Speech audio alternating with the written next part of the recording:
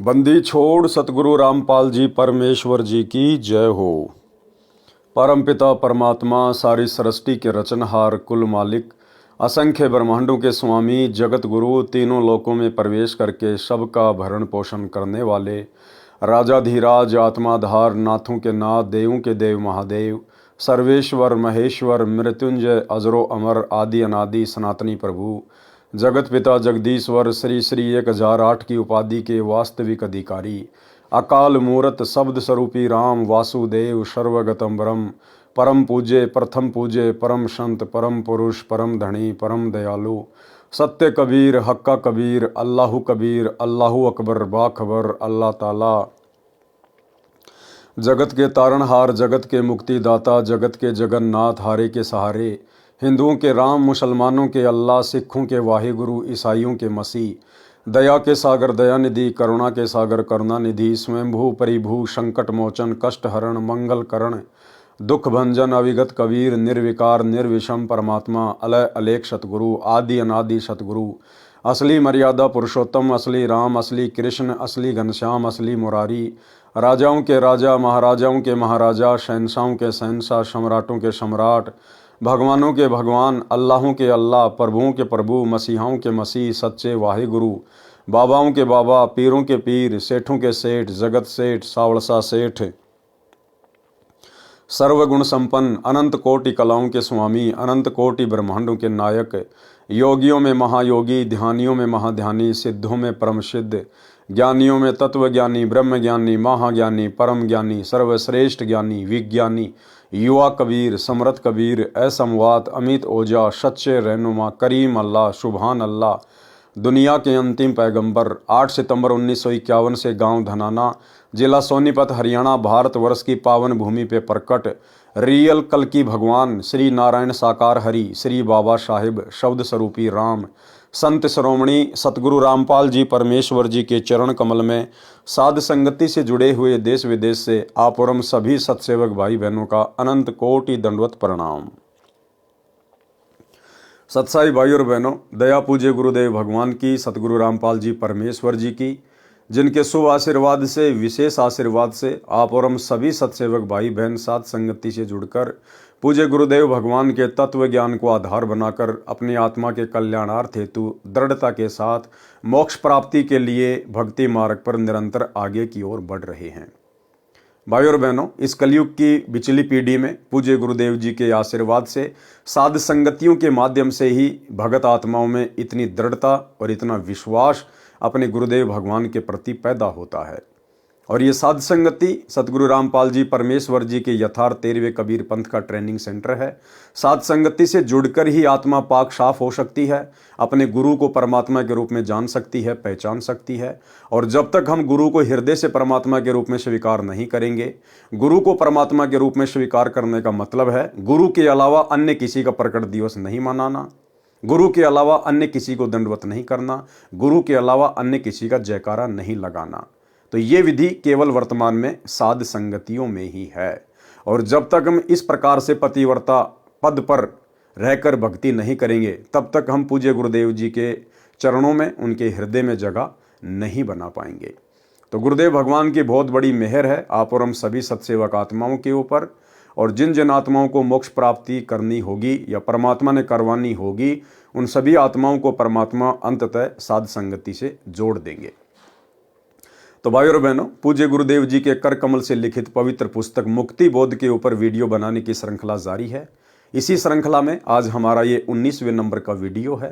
प्रत्येक वीडियो में गुरुदेव भगवान के आशीर्वाद से आप और हमें भक्ति मार्ग से संबंधित बहुत सारी नई नई बातें पता चलती हैं। उन बातों को सुनकर हमारा विश्वास भक्ति पर दृढ़ हो रहा है।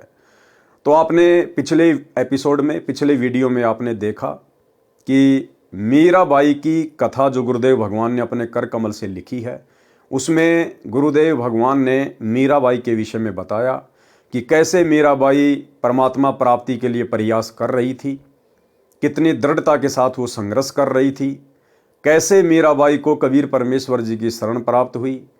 और मीराबाई ने अपने विश्वास को दृढ़ करने के लिए श्री कृष्ण जी को रिझाया, उनको खुश किया और कैसे श्री कृष्ण जी के रूप में स्वयं कबीर परमात्मा सतगुरु रामपाल जी भगवान प्रकट हुए और मीराबाई की प्रत्येक शंकाओं का समाधान किया, जिससे मीराबाई भक्ति मार्ग पर दृढ़ होकर लग गई। तो आज हम आगे से कथा की शुरुआत करते हैं।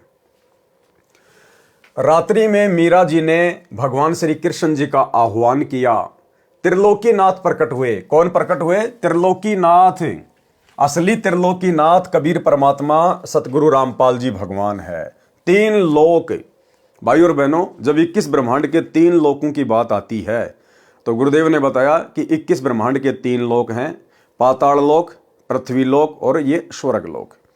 और जब बात आती है सृष्टि के तीनों लोकों की, तो उस समय काल का 21 ब्रह्मांड एक लोक बन जाता है, अक्षर पुरुष के 7 शंख ब्रह्मांड दूसरा लोक बन जाता है, और ऊपर के 4 अविनाशी लोक, सतलोक, अलखलोक, अगमलोक और अनामी लोक, ये 4 लोक मिलकर तीसरा लोक बन जाता है। इस प्रकार सृष्टि की यह त्रिलोकी है। तो पूरी सृष्टि के जो त्रिलोकीनाथ हैं वे हैं कबीर भगवान सतगुरु रामपाल जी परमेश्वर। तो कौन प्रकट हुए? यहां गुरुदेव ने श्री कृष्ण जी का नाम नहीं लिखा, संकेत कर दिया त्रिलोकीनाथ प्रकट हुए। त्रिलोकीनाथ कबीर परमात्मा सतगुरु रामपाल जी भगवान मीरा को अपनी शरण में लेने के लिए, भक्ति पर लगाने के लिए श्री कृष्ण जी का रूप बनाकर प्रकट हुए। मीरा ने अपनी शंका समाधान के लिए निवेदन किया कि हे प्रभु, क्या आपसे ऊपर भी कोई परमात्मा है? एक संत ने सत्संग में बताया है, श्री कृष्ण जी ने कहा कि मीरा, परमात्मा तो है परंतु वह किसी को दर्शन नहीं देता। अब श्री कृष्ण जी इतनी आसानी से भला कैसे बता देगा? अपने ग्राहक इतनी आसानी से भला दुकानदार कैसे किसी दूसरी दुकान पर जाने देगा? लेकिन यहां तो स्वयं कबीर परमात्मा ही ये भूमिका कर रहे थे। हमने बहुत समाधि व साधना करके देख ली है। मीराबाई जी ने सत्संग में परमात्मा कबीर जी से यह भी सुना था कि उस पूर्ण परमात्मा को मैं प्रत्यक्ष दिखाऊंगा, सत्य साधना करके उसके पास शतलोक में भेज दूंगा। मीराबाई ने श्री कृष्ण जी से फिर प्रश्न किया कि क्या आप जीव का जन्म मरण समाप्त कर सकते हो? श्री कृष्ण जी ने कहा कि असंभव, कि मेरा खुद का जन्म मरण है। गीता अध्याय 4 श्लोक 5, गीता अध्याय 4 श्लोक 9, गीता अध्याय 10 श्लोक 2। स्वयं गीता ज्ञान देने वाला प्रभु कह रहा है कि अर्जुन, तेरे और मेरे बहुत जन्म हो चुके हैं। ये राजा और ये सेना पहले भी थी और आगे भी होगी, और ये ना सोच कि आगे तेरे जन्म नहीं होंगे या मेरे जन्म नहीं होंगे। अर्थात गीता ज्ञान देने वाला भी जन्म और मरण में है। तो भला फिर मीरा का जन्म मरण श्री कृष्ण जी कैसे समाप्त कर देता? तो श्री कृष्ण रूप में कबीर परमेश्वर ने सत्य बता दिया। श्री कृष्ण जी ने कहा कि असंभव। कबीर जी ने कहा था कि मेरे पास ऐसा भक्ति मंत्र है जिससे जन्म मरण सदा के लिए समाप्त हो जाता है, वह परम धाम प्राप्त होता है, जिसके विषय में गीता अध्याय 15 श्लोक 4 में कहा है कि तत्व ज्ञान तथा तत्वदर्शी संत की प्राप्ति के पश्चात परमात्मा के उस परम पद की खोज करनी चाहिए, जहां जाने के पश्चात भगत फिर लौटकर संसार में कभी नहीं आते। उसी एक परमात्मा की भक्ति करो। कौन कह रहा है? गीता का ज्ञान देने वाला। अगर दुनिया गीता ज्ञान देने वाला श्री कृष्ण जी को मानती है या काल को मानती है, तो भैया वो दोनों कह रहे हैं कि भाई हमारे बस की बात नहीं है जन्म मरण का रोग समाप्त करना, 84 लाख योनियों के कष्ट से जीव को बाहर निकालना। वो तो कोई और ही परमात्मा है, उसकी जानकारी तो तत्वदर्शी संत देगा। और हाथ खड़े कर दिए कि उसी एक परमात्मा की भक्ति करो। यानी इस ब्रह्म ने, श्री कृष्ण ने, विष्णु ने, आप जो मर्जी समझो, इन्होंने हाथ खड़े कर दिए कि हमारी भक्ति से आपका जन्म मरण का रोग समाप्त नहीं हो सकता। बाकी हम आपको राजा बना देंगे, महाराजा बना देंगे, सेठ बना देंगे, लेकिन जन्म मरण का रोग समाप्त नहीं कर सकते। मीराबाई ने कहा कि हे भगवान श्री कृष्ण जी, संत जी कह रहे थे कि मैं जन्म मरण समाप्त कर देता हूं, अब मैं क्या करूं? मुझे तो पूर्ण मोक्ष की चाहत है। श्री कृष्ण जी बोले कि मीरा, आप उस संत की शरण ग्रहण करके अपना कल्याण कराओ। मुझे जितना ज्ञान था वो बता दिया। मीरा अगले दिन मंदिर नहीं गई, क्योंकि आस्था हट गई भाई और बहनों, आंखों के सामने सत्यता आ गई। सीधी संत जी के पास अपनी नौकरानियों के साथ जाकर दीक्षा लेने की इच्छा व्यक्त की तथा श्री कृष्ण जी से हुई वार्ता भी संत कबीर जी से साझा की। उस समय छुआछात चरम पर थी। ध्यान देना भाई और बहनों, उस समय छुआछात चरम पर थी। ठाकुर लोग अपने को सर्वोत्तम मानते थे। परमात्मा मान बढ़ाई वाले प्राणी को कभी नहीं मिलता, और अगर मिल भी गया उसके संस्कार के कारण तो परमेश्वर उसको हृदय से स्वीकार नहीं करेगा। अर्थात जाति और धर्म का अभिमान करने वाला भगत कभी भी सतगुरु की शरण में आने के बाद सतलोक प्राप्त नहीं कर सकता। ये तो 650 साल पहले की बात है। उस समय कोई तत्व ज्ञान नहीं था, इसलिए लोग अभिमान किया करते थे जाति का। लेकिन आज सतगुरु रामपाल जी परमेश्वर जी की शरण में आने के बाद भी साध संगति के अभाव से ज्यादातर भगत भाई बहनों के अंदर अपने ब्राह्मण होने का, अपने ठाकुर होने का, राजपूत होने का अभिमान कूट कूट के भरा हुआ है। एक आपको नमूना दिखा देता हूं। मध्य प्रदेश का सतलोक आश्रम से जुड़ा हुआ एक सारनामी भगत है, और किस प्रकार एक सतसेवक भाई के साथ में बदतमीजी से बात कर रहा है, अपने ठाकुर होने का अभिमान कर रहा है, गर्व कर रहा है। 3 मिनट की कॉल रिकॉर्डिंग में कोई 10 बार कह दिया कि मैं तो ठाकुर हूं, ठाकुर भगवान ने ठाकुर बनायो ठाकुर, और ठाकुर तो ठाकुर ही रहेगो, तेरे कहने से कोई चमार थोड़ी बन जावेगो, भगवान ने मोको ठाकुर बनायो ठाकुर। अब उस मूर्ख को यह नहीं पता कि किस भगवान ने तेरे को ठाकुर बनाया है। अरे इस काल भगवान ने ठाकुर बनाया है, चमार बनाया है, ब्राह्मण बनाया है, राजपूत बनाया है। इस कबीर परमात्मा ने किसी को ठाकुर नहीं बनाया। इस पूरी सृष्टि का ठाकुर वो खुद है, और उसकी बराबरी कोई नकली ठाकर नहीं कर सकता। तो भाई और बहनों, साध संगति से ना जुड़ने के कारण जीव अपने अहंकार को समाप्त नहीं कर पाता है, अपनी असलियत से वाकिफ नहीं हो पाता है। तो एक छोटा सा सैंपल सतलोक आश्रम मैनेजमेंट हरियाणा से जुड़े हुए सारनामी भगत का। सोचिए, जब सारनामी भगत भाई बहनों का ये हाल है तो बाकी लोगों की हालत क्या होगी, सुनिए। हेलो। हाँ भगत जी, सच है। क्या विचार है भैया प्रेमदास, तेरा विचार क्या है? कुछ भी नहीं है भगत जी, क्या विचार है? ऐसे क्यों कमेंट करके लिख रहा? मैं तो दीवान सिंह ठाकुर हूँ ही, तेरे कहने से ठाकुर थोड़ी कहूंगा मैं। भगवान ने मुझे ठाकुर बनाया तो ठाकुर ही रहूंगा। तो वही तो बात है भगत जी यार। है ठाकुर ही हूँ मैं, क्या चमार थोड़ी हूँ। हाँ वही तो है ठाकुर ही हूँ मैं, तो तेरे कहने से थोड़ी होगा यार। नहीं, तो मैंने तेरे कहने से मैं तेरे को ठाकुर बना दूंगा तो तू ठाकुर बन जाएगा क्या? नहीं बनना चाहा भगत जी, है? तुम तो कहीं कहा रांड का केवल से पटेल कहेगी तो पटेल दुनिया पटेल कहेगा तो बाजेगा वो। हाँ के रान पटेल तो पटेल थोड़ी कहवाएगा नहीं। वही बात है। हाँ। भगवान ने मुझे ठाकुर के घर में जन्म दिया है, हाँ सही बात। तो ठाकुर ही कहलाऊंगा। शेर का बच्चा शेर ही कहलाएगा, गीदड़ थोड़ी कहलाएगा। हाँ हाँ है? सही बात। शेर के बच्चे को गीदड़ कह देगा, तेरे कहने से कोई तू उसको गीदड़ कह देगा तो कोई भी गीदड़ उसको गीदड़ थोड़ी बन जाएगा वो। हाँ नहीं कहेगा भगत जी। है? तो मैं तो ठाकुर ही हूँ, ठाकुर के घर जन्म लिया है तो ठीक है भाई, अच्छी बात है। तेरे कहने से कोई फर्क थोड़ी पड़ेगा मेरे को। सही बात है। और तू कुछ भी कहे भी देगा, मान लो मैं ठाकुर हूँ और तू कुछ भी बोलेगा तो उससे भी मेरे कुछ परिवर्तन नहीं पड़ना भाई। तू प्रेम है। हाँ हाँ तो तेरा नाम प्रेम ही रहेगा। मैं बलवान दास और ताकत दास धर दूंगा तो वो थोड़ी बनेगा कहने से। सही बात है। हाँ प्रेमदास से ही पहचाना जाएगा भाई। तेरे परिवार ने जो तेरा नाम रख दिया वही चलेगा, मेरे कहने से नाम दूसरा थोड़ी परिवर्तन होगा। सही बात है। तो मैं तो वो ठाकुर के घर में जन्म लिया तो ठाकुर ही कहलाऊंगा यार। सही बात है। लेकिन तो परमात्मा तेरे के भी तो कोई दूसरा विचार हो तेरा तो मेरे से तर्क कर भाई। वो लाला दास है, देवी दास, वो खास आदमी, उनसे कर विचार, मेरे से क्यों बात करता है इसी।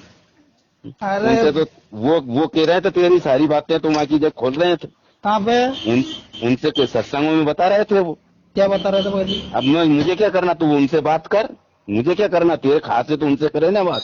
मैं तो पहले भी तेरा असली अच्छा था और आज भी अच्छा रहूंगा, और आने वाले समय में भी मैं कभी मिलूंगा तो अच्छे ही मिलूंगा तेरे को। तेरी बात करना कि हाँ यार दीवान दास ही था ये।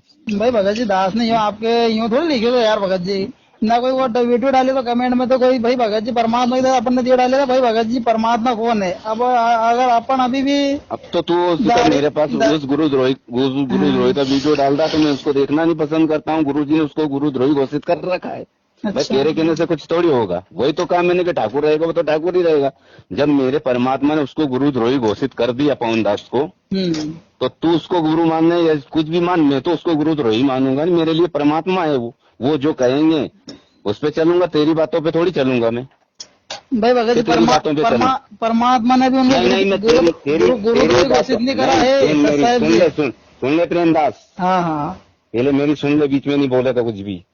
तो भाई और बहनों, परमेश्वर ने कहा कि जाति अभिमान करने वाला कभी भी परमात्मा को प्राप्त नहीं कर सकता। मीराबाई की परीक्षा के लिए कबीर जी ने संत रविदास जी से कहा कि आप मीरा राठौर को प्रथम मंत्र दे दो, ये मेरा आपको आदेश है। संत रविदास जी ने आज्ञा का पालन किया। अब विचार करो भाई और बहनों, कबीर परमेश्वर जी ने रविदास जी को ही क्यों चुना मीरा को नाम दीक्षा देने के लिए? अगर कोई ये समझे कि परमात्मा ये चेक करना चाहते थे कि मीरा के अंदर जाति अभिमान है या नहीं है, क्योंकि जाति अभिमान भक्ति में नहीं चलता है, तो परमात्मा कबीर जी ने रविदास जी के पास मीरा को भेज दिया, क्योंकि रविदास जी वेल नोन थे और सबको पता था कि ये चमार जाति से हैं। और रविदास जी ने भी कह दिया था मीरा को कि मीरा, मैं हूं चमार जाति से, और देख आज तो तू मुझे अपना गुरु धारण कर रही है, कल को ये समाज ना जाने तुझे क्या क्या ताने मारेगा, चमार से नाम ले आई, फलाना दिखना, और उस समय अगर तेरे मन में जरा भी दोष आ गया तेरी भक्ति बर्बाद हो जाएगी। तो मीरा ने कहा कि आप मेरे पिताजी, मैं आपकी बेटी, बाढ़ में जाओ संसार। अगर आज भक्ति नहीं करी, जाति पाति के चक्कर में उलझी रही, कल को यदि मैं गधी या कुतिया बन के घूमूंगी, ये ठाकुर समाज मेरे कहां काम आएगा, क्या मेरी इज्जत रक्षा करेगा? अब भाई और बहनों, विचार करने की बात है।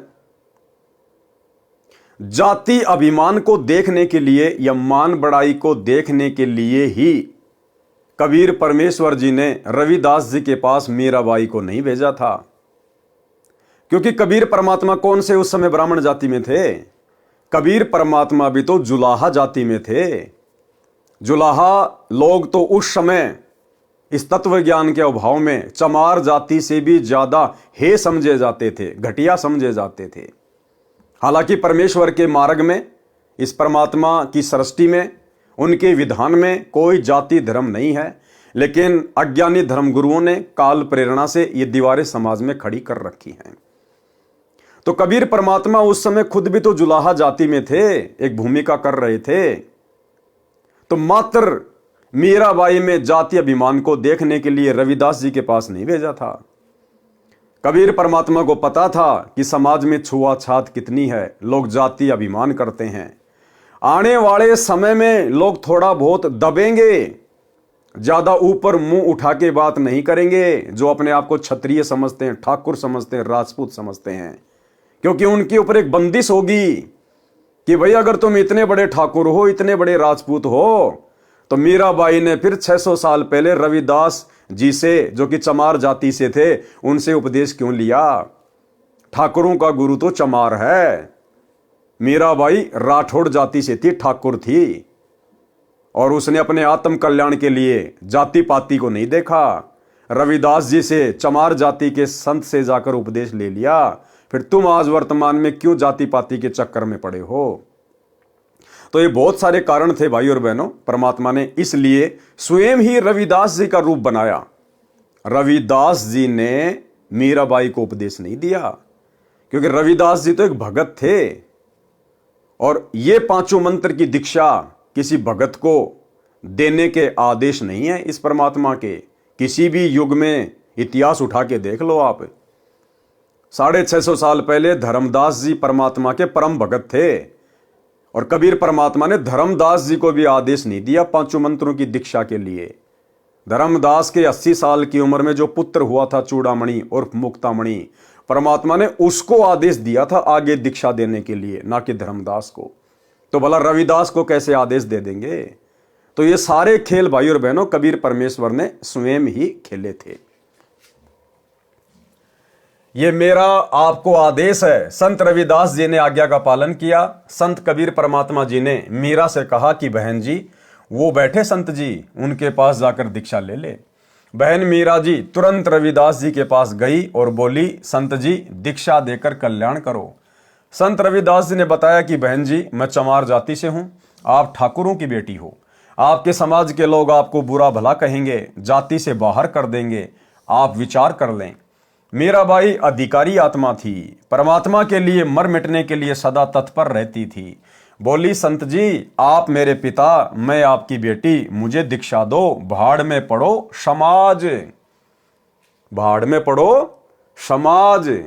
भाई और बहनों, गुरुदेव ने बताया कि भगत का और जगत का, यानी भगत समाज का और जगत समाज का हमेशा से 36 का आंकड़ा रहा है। उनके विचार कभी भी भक्ति मार्ग पर मेल नहीं खा सकते, कभी भी दिन और रात कभी एक नहीं हो सकते। इसलिए हमने इस भक्ति मार्ग पर यह ज्ञान समझने के बाद समाज की परवाह नहीं करनी चाहिए, लोक लाज में नहीं आना चाहिए। हमने अपने आत्म कल्याण की चिंता होनी चाहिए। बोली संत जी, आप मेरे पिता, मैं आपकी बेटी, मुझे दीक्षा दो, भाड़ में पड़ो समाज। कल को कुतिया बनूंगी तब ये ठाकुर समाज मेरा क्या बचाव करेगा। सत्संग में बड़े गुरुजी अर्थात कबीर जी ने बताया है कि कबीर कुल करनी के कारण, यानी समाज के कारण, परिवार के कारण, आन उपासना करने वाले रिश्तेदारों के कारण हंसा गया बिगोए, यानी उनकी लोक लाज में आकर, दबाव में आकर ये जीव, हंसा मानी जीव, जीव गया बिगोए, यानी इसने अपना जीवन नष्ट कर लिया। तब कुल क्या कर लेगा, ये समाज तेरा उस समय क्या करेगा जब 4 पांव का होए। 4 पांव का मतलब जानवर बन जाना, गधा, सुअर, कुत्ता, बैल बनना। उस समय तुझे उन दुखों से ये समाज कैसे बाहर निकालेगा। शब्दार्थ, कबीर परमेश्वर जी सतर्क कर रहे हैं कि हे भगत, स्त्री, पुरुष जो कुल परिवार व संसार की शर्म के कारण भक्ति नहीं करते, कहते हैं कि घर परिवार वाले व संसार के व्यक्ति मजाक करेंगे कि नाम दीक्षा लेकर दंडवत प्रणाम करते हो, अन्य देवी देवताओं की पूजा नहीं करते हो, श्राद्ध पिंडदान नहीं करते हो, तुम्हें शर्म आनी चाहिए। उन्होंने अपना मानव जीवन नष्ट कर लिया। भक्ति न करने से जब 4 पैर के पशु यानी गधे, कुत्ते, सुअर, बैल आदि बनोगे, तब ये कुल व संसार के व्यक्ति क्या बचाव करेंगे। भक्ति ने बचाव करना था, वो की नहीं, इसलिए भक्ति करो। संत रविदास जी उठकर संत कबीर जी के पास गए और सब बात बताई। परमात्मा बोले कि देर ना कर, ले आत्मा को अपने पाड़े में। उसी समय संत रविदास जी ने बहन मीरा को प्रथम मंत्र केवल 5 नाम दिए। ये 5 नाम शरीर में बने कमलों को खोलने वाले हैं, राधा स्वामी पंथ वाले नहीं हैं, तथा ना दामा खेड़ा वाले गद्दी से दिए जाने वाले हैं। उनसे भिन्न मोक्ष में सहयोगी मंत्र हैं। मीराबाई को बताया कि यह इनकी पूजा नहीं है, इनकी साधना है। इनके लोक में रहने के लिए, खाने पीने के लिए जो भक्ति धन चाहिए वह इन मंत्रों से ही मिलता है। गुरुदेव ने अन्य उदाहरण दिया कि साधना और पूजा में क्या अंतर होता है। जैसे हमें जल की आवश्यकता है, हम कहाँ गए, हैंडपंप के पास में गए, हमने हैंडपंप की साधना की। साधना यानी मजदूरी। हमने हैंडपंप को चलाया, ऊपर नीचे किया। हम हैंडपंप को ऊपर नीचे चलाकर उसकी पूजा नहीं कर रहे, हम केवल मजदूरी कर रहे हैं, साधना कर रहे हैं। क्यों? उस पूज्य वस्तु के लिए, जल के लिए। हमारा जो पूज्य है वो हैंडपंप नहीं है, जल है। लेकिन वो जल हमें वो मिलेगा कब? जब हम हैंडपंप की साधना करेंगे, मजदूरी करेंगे, उसको चलाएंगे, तब वो पूज्य वस्तु हमें प्राप्त होगी। तो ठीक इसी प्रकार ये जो देवी देवताओं के जो मंत्र हैं, ये इनकी पूजा नहीं करते हम। पूजा तो हमने केवल अपने गुरुदेव भगवान के, अपने इष्ट कबीर परमात्मा की करनी है। ये 5 मंत्र इन देवी देवताओं की जिनकी हम साधना करते हैं, ये मोक्ष में सहयोगी हैं। मोक्ष तो परमात्मा की भक्ति से, इनके सत मंत्र से होगा, इनके सतनाम से होगा। लेकिन इस भक्ति को सुचारू रूप से करने के लिए हमें यहां जो आवश्यक वस्तुओं की जरूरत है, अन्न धन की जो जरूरत है, वो हमें परमात्मा इन देवी देवताओं के माध्यम से उपलब्ध करवाएंगे। जैसे हम लोग किसी टहनी की पूजा नहीं करते, हम लोग जो है फल प्राप्त करने के लिए हम पेड़ की जड़ में पानी डालते हैं, हम टहनियों में पानी नहीं डालते। लेकिन फल तो टहनियों के लगेंगे, इसलिए हमने जड़ में पानी डालना पड़ेगा। ठीक इसी प्रकार हमने पूजा तो अपने पूज्य गुरुदेव भगवान की करनी पड़ेगी। लेकिन यहां की जो व्यवस्था है वो गुरुदेव ने इन देवी देवताओं के हाथों में संभाला रखी है। तो हमें यहाँ की जो सुविधाएं, जो लाभ प्राप्त होंगे, वो इन देवी देवताओं की साधना करने से ही होंगे। जब हमें लाभ प्राप्त होंगे तो भक्ति मार्ग में कोई दिक्कत नहीं आएगी, हम निश्चिंत होकर अपनी भक्ति करेंगे। इसलिए इनकी ये साधना हमें दी जाती है। मीराबाई को बताया कि ये इनकी पूजा नहीं है, इनकी साधना है। इनके लोक में रहने के लिए, खाने पीने के लिए जो भक्ति धन चाहिए वह इन मंत्रों से ही मिलता है। यहाँ का ऋण उतर जाता है, फिर मोक्ष के अधिकारी होते हैं। परमात्मा कबीर जी तथा संत रविदास जी वहां 1 महीना रुके। मीराबाई पहले तो दिन में घर से बाहर जाती थी, फिर रात्रि में सत्संग में जाने लगी, क्योंकि सत्संग दिन में कम तथा रात्रि में अधिक होता था। क्योंकि दिन में समय निकाल लेता कोई रात्रि में। मीरा के देवर राणा जी मीरा को रात्रि में घर से बाहर जाता देखकर जल भुन गए, परंतु मीरा को रोकना तूफान को रोकने का समान था। क्या कह रहे हैं गुरुदेव? मीराबाई को रोकना तूफान को रोकने के समान था। यानी आज की माता बहनों को भी भक्ति मार्ग पर इतनी दृढ़ता अपने अंदर पैदा करनी पड़ेगी अपने आत्म कल्याण के लिए। जो भक्ति करते करते भी अपने सास ससुर को अपने पति का भय मानती हैं, उन माता बहनों को अपने गुरुदेव भगवान के ऊपर विश्वास करके इतनी दृढ़ता लानी पड़ेगी। परमात्मा ने बताया इस भक्ति के लिए तो ध्रुव पिटा, प्रहलाद पिटा, मीराबाई ने मार खाई, और 650 साल पहले हमारे गुरुदेव कबीर भगवान ने तरह तरह की यातनाएं सही, दुनिया की गालियां खाई, मार पिटाई खाई। फिर भला हमें अपने आत्म कल्याण के लिए 2-4 गालियां, 2-4 थप्पड़ मुक्के खाने में किस बात की परहेज? एक छोटा सा सत्संग गुरुदेव भगवान का, ये सत्संग हमें यही शिक्षा देगा। यदि हम दृढ़ता के साथ गुरुदेव भगवान के चरणों को पकड़ के बैठे रहे, यदि हम भक्ति को त्यागने का मन में विचार भी नहीं करेंगे, तो ये परमात्मा हमारी रक्षा करेगा, परमात्मा हमें संघर्ष में सफलता दिलवाएगा। तो एक छोटा सा सत्संग जो आप और हमें प्रेरणा देगा कि किस प्रकार से हमने भक्ति मार्ग पर सफलता के लिए दृढ़ता के साथ में संघर्ष करना चाहिए। सुनिए। ऐसे और भी बहुत से भक्त बताते हैं, ऐसे ऐसे व्याधि चलन लग गया तो 100 का नोट पाया। एक माई कह रही थी जी मैं पति तो नाम नहीं ले रहा, बाधा भी करता था। समागम आ गया, करौथे आश्रम में जब हम सत्संग करते थे तो मैंने अपने पति से कहा कि मैं सत्संग में जाऊंगी, मैंने 100 रुपये दे दे। ये 10 वर्ष पहले, 8-9 वर्ष पहले की बात है। वो कहने लगा मैं तेरे को चवन्नी नहीं दूं, और तू तीसरे दिन झोला ठावे और वहां चली जाती है। वो कहने लगी मैं कोई गलत जगह जाती हूँ। 60-65 साल की उम्र की बुढ़िया थी, और तेरे बेटे जाने लग रहे वहां पर। बेटे तो अपनी कमाई करें, वो ले जाते हैं किराया। मैं किराया मान ले उनसे मांग भी लूं तो नखरे करता है, क्योंकि बेटे अलग हो रहे हैं, उनसे थोड़ा द्वेष रखता है, उनसे कैसे ले लेगी, वहां जाओ भी नहीं गी। तो उसने कहा कि मुझे 100 रुपये दे दे। मैं बोला कति नहीं जान दूं, और जाके दिखाइए आज तू। तो नहीं, मैं पैसा किराया दूं नहीं, तू जागी कैसे? तो वो कहने लगा मेरे द्वारा पैसा को ना। फिर आखिर में ये बहाना मिला उसने कि मेरे द्वारा 100 रुपये को नहीं। वो क्या कहती है उसकी पत्नी कि मैं तो बैठकर रोने लगी, जहां पूजा स्थल है रोने लगी है भगवान, देख कौन बनी। हम एक दूसरे के ऐसे बांध रखे हैं कि हम इनसे अब अपने भगवान के दरबार में भी नहीं जा सकते। आखिर में कहने की मैंने ये सोच लिया कि मैं अभी चाहती हूँ किसी पड़ोसन पर मांग मूंग कर मैं जाऊंगी। इतना दृढ़ निश्चय मैंने कर ही लिया था, लड़ाई होगी, बोलेगी, मार पीट लेगा और 2 मुक्के खा लेगी भगवान के नाम पे। ध्रुव पिटा, प्रहलाद पिटे, मीराबाई पिटी। ऐसे ही निर्णय होता है, ऐसे ही परमात्मा निकटाता है।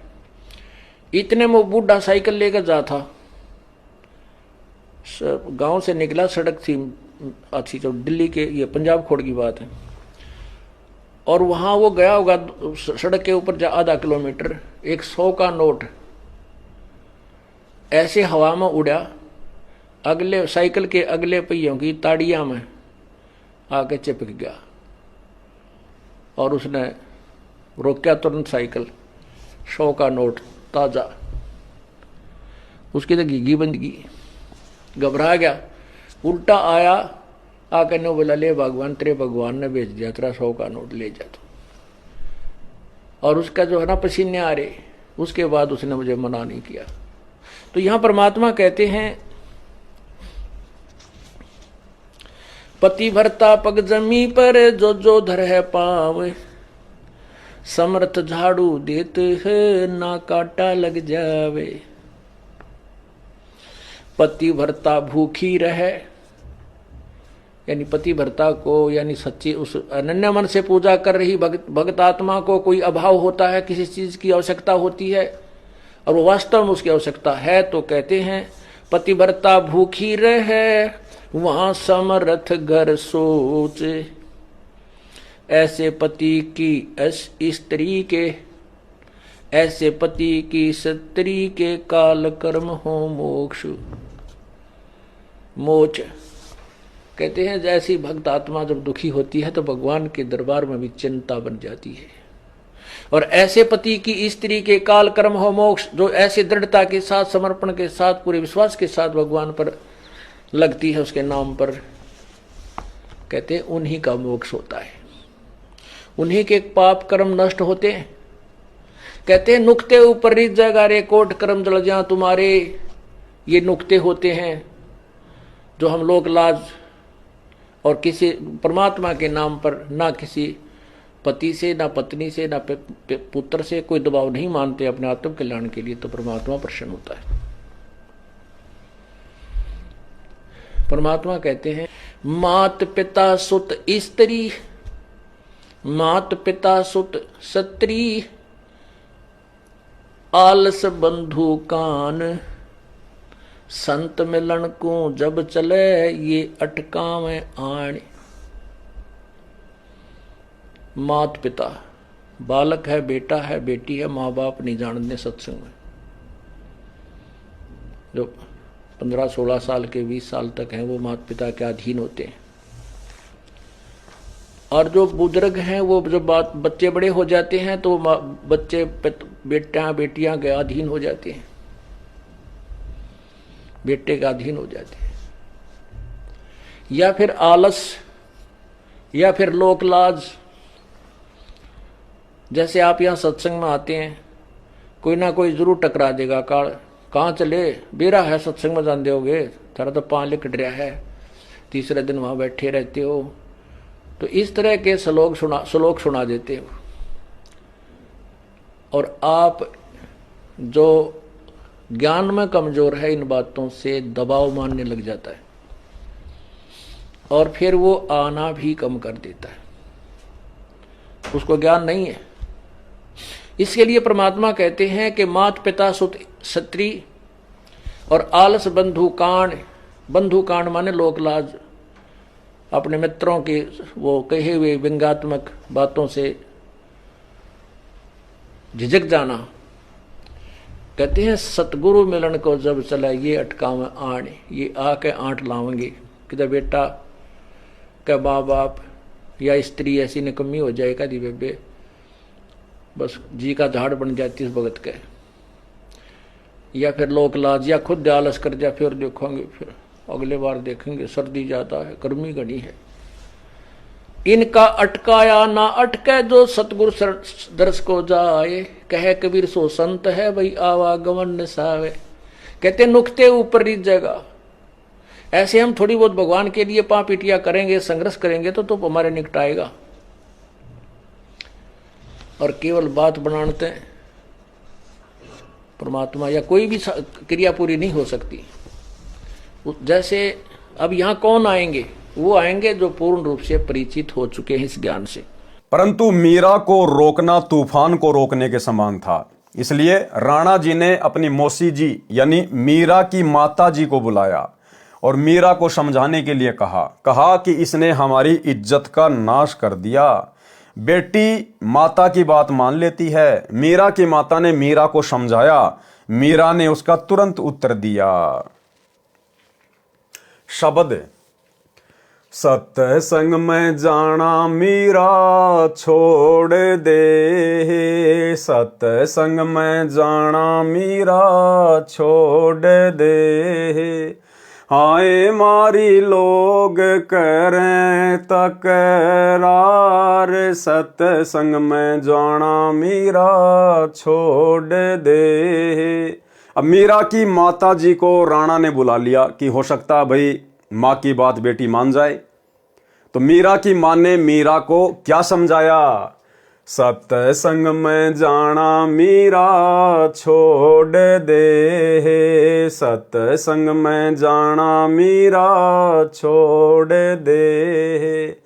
हाय मारी लोग करे तकरार, सत्संग में जाना मीरा छोड़ दे। मीरा की माँ ने कहा कि लोग तरह तरह की बातें कर रहे हैं, तेरी लड़की रात को जाती है, पता नहीं कहाँ जाती है, कैसे कैसे लोगों के बीच में ठाकुरों की लड़की होके बैठती है, समाज की नाक कटवा दी है। यानी मीरा को सत्संग में जाने से रोकने के लिए काल प्रेरणा से उसकी माँ ने बहुत तरह से समझाया। लेकिन भाई मीरा को तो परमात्मा चाहिए था, और जिन आत्माओं को सतगुरु चाहिए, जिनको अपना आत्म कल्याण करवाना होता है, गुरुदेव कहते हैं फिर वो समाज की चाल में नहीं फंसती, वो फिर किसी की नहीं सुनती। तो मीरा ने फिर क्या कहा, सत्संग में जाना मेरा ना छूटेरी, सत्संग में जाना मेरा ना छूटेरी। हाय चाहे जल के मरो सन सारे, सत्संग में जाना मेरा ना छूटेरी। हाय चाहे जल के मरो सन सारे, सत्संग में जाना मेरा ना छूटेरी। फिर मीरा की माँ ने किस प्रकार से मीरा को डराना चाहा, थारे सत्संग के राह में ये, थारे सत्संग के राह में ये। आए वापे रहते हैं काले नाग, कोए कोए नाग तन डस ले वैरी। आए वापे रहते हैं काले नाग, कोए कोए नाग तन डस ले वैरी। अब मीरा की माँ ने डराया कि ये डर जाएगी और सत्संग में जाना छोड़ देगी रात को, कि दूध जब सत्संग में जाती है ना तो रास्ते में बड़े बड़े जहरीले काले काले नाग सर्प रहते हैं, और कोई कोई सर्प तेरे को डस लेगा, मर जाएगी, पानी भी नहीं मांगेगी। तो मीरा ने अपने गुरुदेव भगवान के ऊपर विश्वास करके क्या जवाब दिया, जब गुरु मारे मेहर करेरी, जब गुरु मारे मेहर करेरी। आए वो तो सर्प गंडे वे बने जावे, सत्संग में जाना मेरा ना छूटेरी। आरी वो तो सर्प गंडे वे बने जावे, सत्संग में जाना मेरा ना छूटेरी।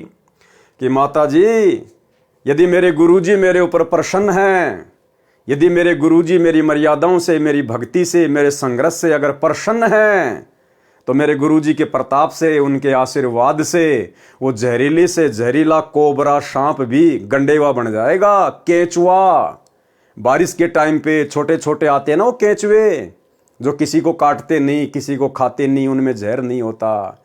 तो मीरा ने कहा कि मेरे गुरुजी इतने समर्थ हैं, इतने शक्तिशाली हैं, वो जहरीले से जहरीला सर्प भी केचुआ बन जाएगा मेरे गुरुजी के आशीर्वाद से। अब भाई और बहनों, विचार करने की बात है, लिख कौन रहे शब्द को, सतगुरु रामपाल जी भगवान। अब आप विचार कीजिए, यदि हम मर्यादित भक्ति करेंगे, हम भगत, यदि हम भगत मर्यादित भक्ति करेंगे, गुरु के आशीर्वाद में चलेंगे, उनके वचन में चलेंगे, और यहां मीराबाई इतने विश्वास के साथ कह रही है, और किया परमात्मा ने उसके साथ, उसके जहर को परमात्मा ने अमृत में बदल दिया। तो मीरा ने कहा कि वो सांप भी केचुआ बन जाएगा मेरे गुरुजी के आशीर्वाद से। तो भाई और बहनों, विचार करो, ऐसा परम संत, ऐसी महान शक्ति क्या सतलोक आश्रम करोथा में और सतलोक आश्रम बरवाला में बॉडीगार्डों की फौज रखेगा? तो विचार करो, वो बॉडीगार्ड कौन थे? गुरुदेव भगवान की बॉडी की रक्षा के लिए, जिस भगवान की बॉडी नहीं है, जो भगवान पांचों तत्व के शरीर में नहीं है।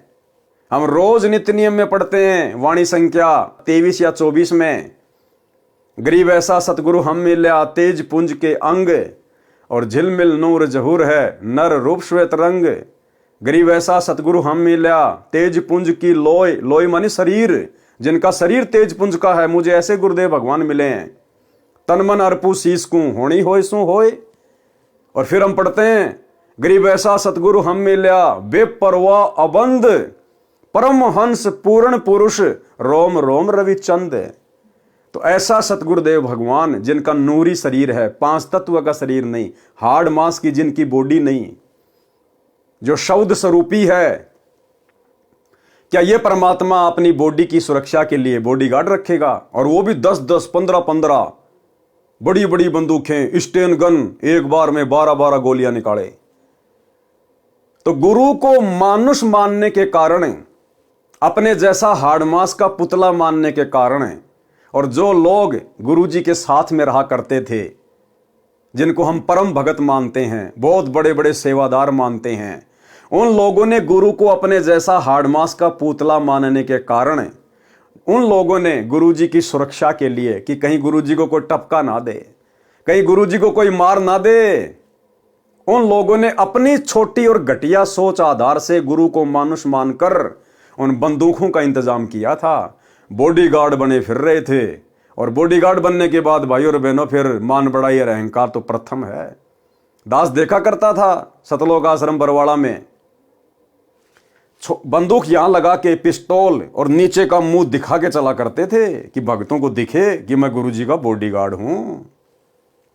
ये मान बढ़ाई पैदा करती हैं ये चीजें। इस परमेश्वर को आवश्यकता नहीं है। अरे जो तीनों लोकों में प्रवेश करके सबकी सुरक्षा करता है, सबका धारण पोषण करता है, उसको सुरक्षा की आवश्यकता है क्या? इसको सिक्योरिटी की आवश्यकता है क्या? तो ये तो गुरु को मानुष मानने के कारण उन बड़े बड़े परम भक्तों ने अपनी छोटी सोच आधार से ये क्रियाक्रम सेट कर रखा था। अब आने वाले समय में जब इस परमेश्वर की समर्थता, इसकी महत्वता, इस परमेश्वर की शक्ति जब पूरे संसार में होगी, पूरे ब्रह्मांड में होगी, वो तो ऑलरेडी पहले से है ही, उसी की शक्ति से सब कुछ चल रहा है। लेकिन आप और हमारी बुद्धि विकसित नहीं है, इसलिए हम नहीं समझ पा रहे। जब आप और हमारी बुद्धि विकसित होगी, हम इस परमेश्वर को पहचानेंगे परमात्मा के रूप में, तो इनका कोई बॉडीगार्ड नहीं होगा, इनका कोई सिक्योरिटी गार्ड नहीं होगा। हाँ, व्यवस्था बनाए रखने के लिए जरूर जो है भाई बहन सेवादार के रूप में रहेंगे, लेकिन वो लंबी लंबी बंदूकें लेके नहीं, क्योंकि पता चल जाएगा ये तो शब्द स्वरूपी राम है। 1 सेकंड में शरीर को नष्ट कर ले, 1 सेकंड में ये अपने शरीर को धारण कर ले। इसको मारने में कौन समर्थ है? तो परमेश्वर की समर्थता का जब ज्ञान हो जाएगा, तो फिर जीव अपनी सोच आधार से ऐसी हरकत नहीं करेगा। तो मीरा बाई ने कहा कि माताजी मुझे क्या डरा रही हो? मेरे परमात्मा, मेरे सतगुरु के रहते सहते मुझे सांप लड़ जाए, और लड़ भी जाएगा तो मेरा कुछ बिगाड़ नहीं पाएगा। परमात्मा उसके जहर को पानी बना देगा, मेरे को शीतलता ही देगा। फिर उसकी मां ने और तरीका अपनाया, थारे सत्संग के राह में ये, थारे सत्संग के राह में हाय वापे रहते हैं बबरी शेर, कोए कोए शेर तन खा ले वैरी, आए वापे रहते हैं बबरी शेर, कोए कोए शेर तन खा ले वैरी। बोले बेटी, बड़े बड़े बबरी शेर भी रहते हैं वहां रास्ते में, और तेरे को तो एक ही बटके में खा जाएंगे वो बबरी शेर। मीराबाई को डराने का प्रयास कर रही उसकी माँ। मीराबाई ने क्या कहा? जब गुरु मारे मेरे कररी, जब गुरु मारे मेहर कररी। कौन से गुरु? ये कबीर भगवान सतगुरु रामपाल जी। जब गुरु मारे मेहर कररी, जब गुरु मारे मेहर कररी, आए वो तो शेरा के गिद्दड़ बने जावे, सतसंग में जाना मेरा ना छूटरी, आए वो तो शेरा के गिद्दड़ बने जावे, सतसंग में जाना मेरा ना छूटरी। माँ, वो तेरे जो बबरी शेर है ना, वो गिद्दड़ बन जाएंगे, गिद्दड़। पूंछ को दबा के दौड़ जाएंगे मेरे को देखते ही, मेरे सतगुरु के प्रताप से, मेरे सतगुरु के आशीर्वाद से। तो किसको डरा रही है माँ? मीरा सत्संग में जाना नहीं छोड़ेगी, अर्थात भक्ति करना नहीं छोड़ेगी। अब जैसे आज सत्संग घर घर में हो गए, उस समय तो कोई मोबाइल नहीं था, कोई ऐसा वैज्ञानिक जो है उपकरण नहीं था, इसलिए मीरा की मजबूरी थी सत्संग में जाना। आज वर्तमान में जैसे हमारे गुरुदेव भगवान हिसार जेल में बैठे हैं, तो हमने किसी आश्रम में धक्के खाने की जरूरत नहीं है। हमारे घर में सत्संग है, हमारे गुरुदेव के द्वारा किए गए सत्संग हमारे पास में उपलब्ध हैं, मोबाइल में, मेमोरी कार्ड में। हम अपने घर पर बैठकर शांति से सत्संग सुने। आज गुरुदेव की गैर हाजिरी में जितना समय हम आश्रमों में आने जाने में बर्बाद करेंगे, जितना समय हम बसों में आने जाने में बर्बाद करेंगे, जितना पैसा हम बर्बाद करेंगे, अरे उतने समय में तो 10 बार सत्संग सुन लेंगे घर पर बैठकर शांति से। हाँ, अगर गुरुदेव आश्रम में है चाहे लाख बार जाओ, लेकिन उनकी गैर हाजिरी में हमें कहीं भी धक्के खाने की जरूरत नहीं है सत्संग के लिए। परमात्मा ने घर घर में सत्संग दे दिए। तो मीरा बाई ने कहा कि माँ, वो बबरी शेर भी गिद्दड़ बन जाएंगे मेरे गुरुदेव के आशीर्वाद से। मीरा का सत्संग में जाना बंद नहीं होगा। फिर और क्या बताया उसकी माँ ने?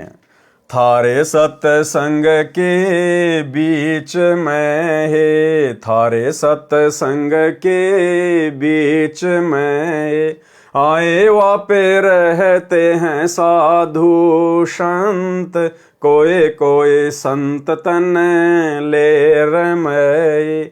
हाय वापे रहते हैं साधु संत, कोई कोई संत तन ले रमय।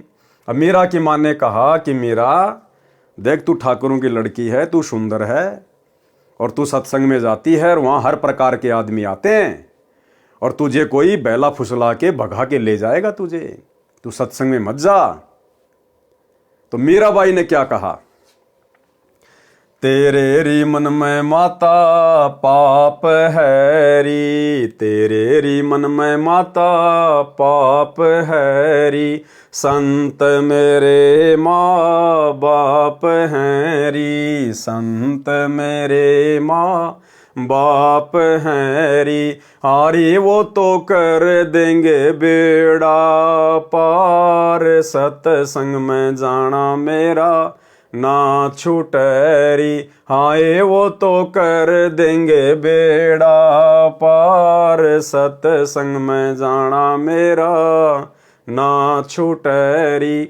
यहाँ भाई और बहनों, जो ये संत शब्द है ना, संत मेरे माँ बाप हैरी, ये यहाँ पर संत रविदास जी के लिए मीरा ने कहा है, भक्तों के लिए नहीं। भगत हमारे माई बाप नहीं होते हैं।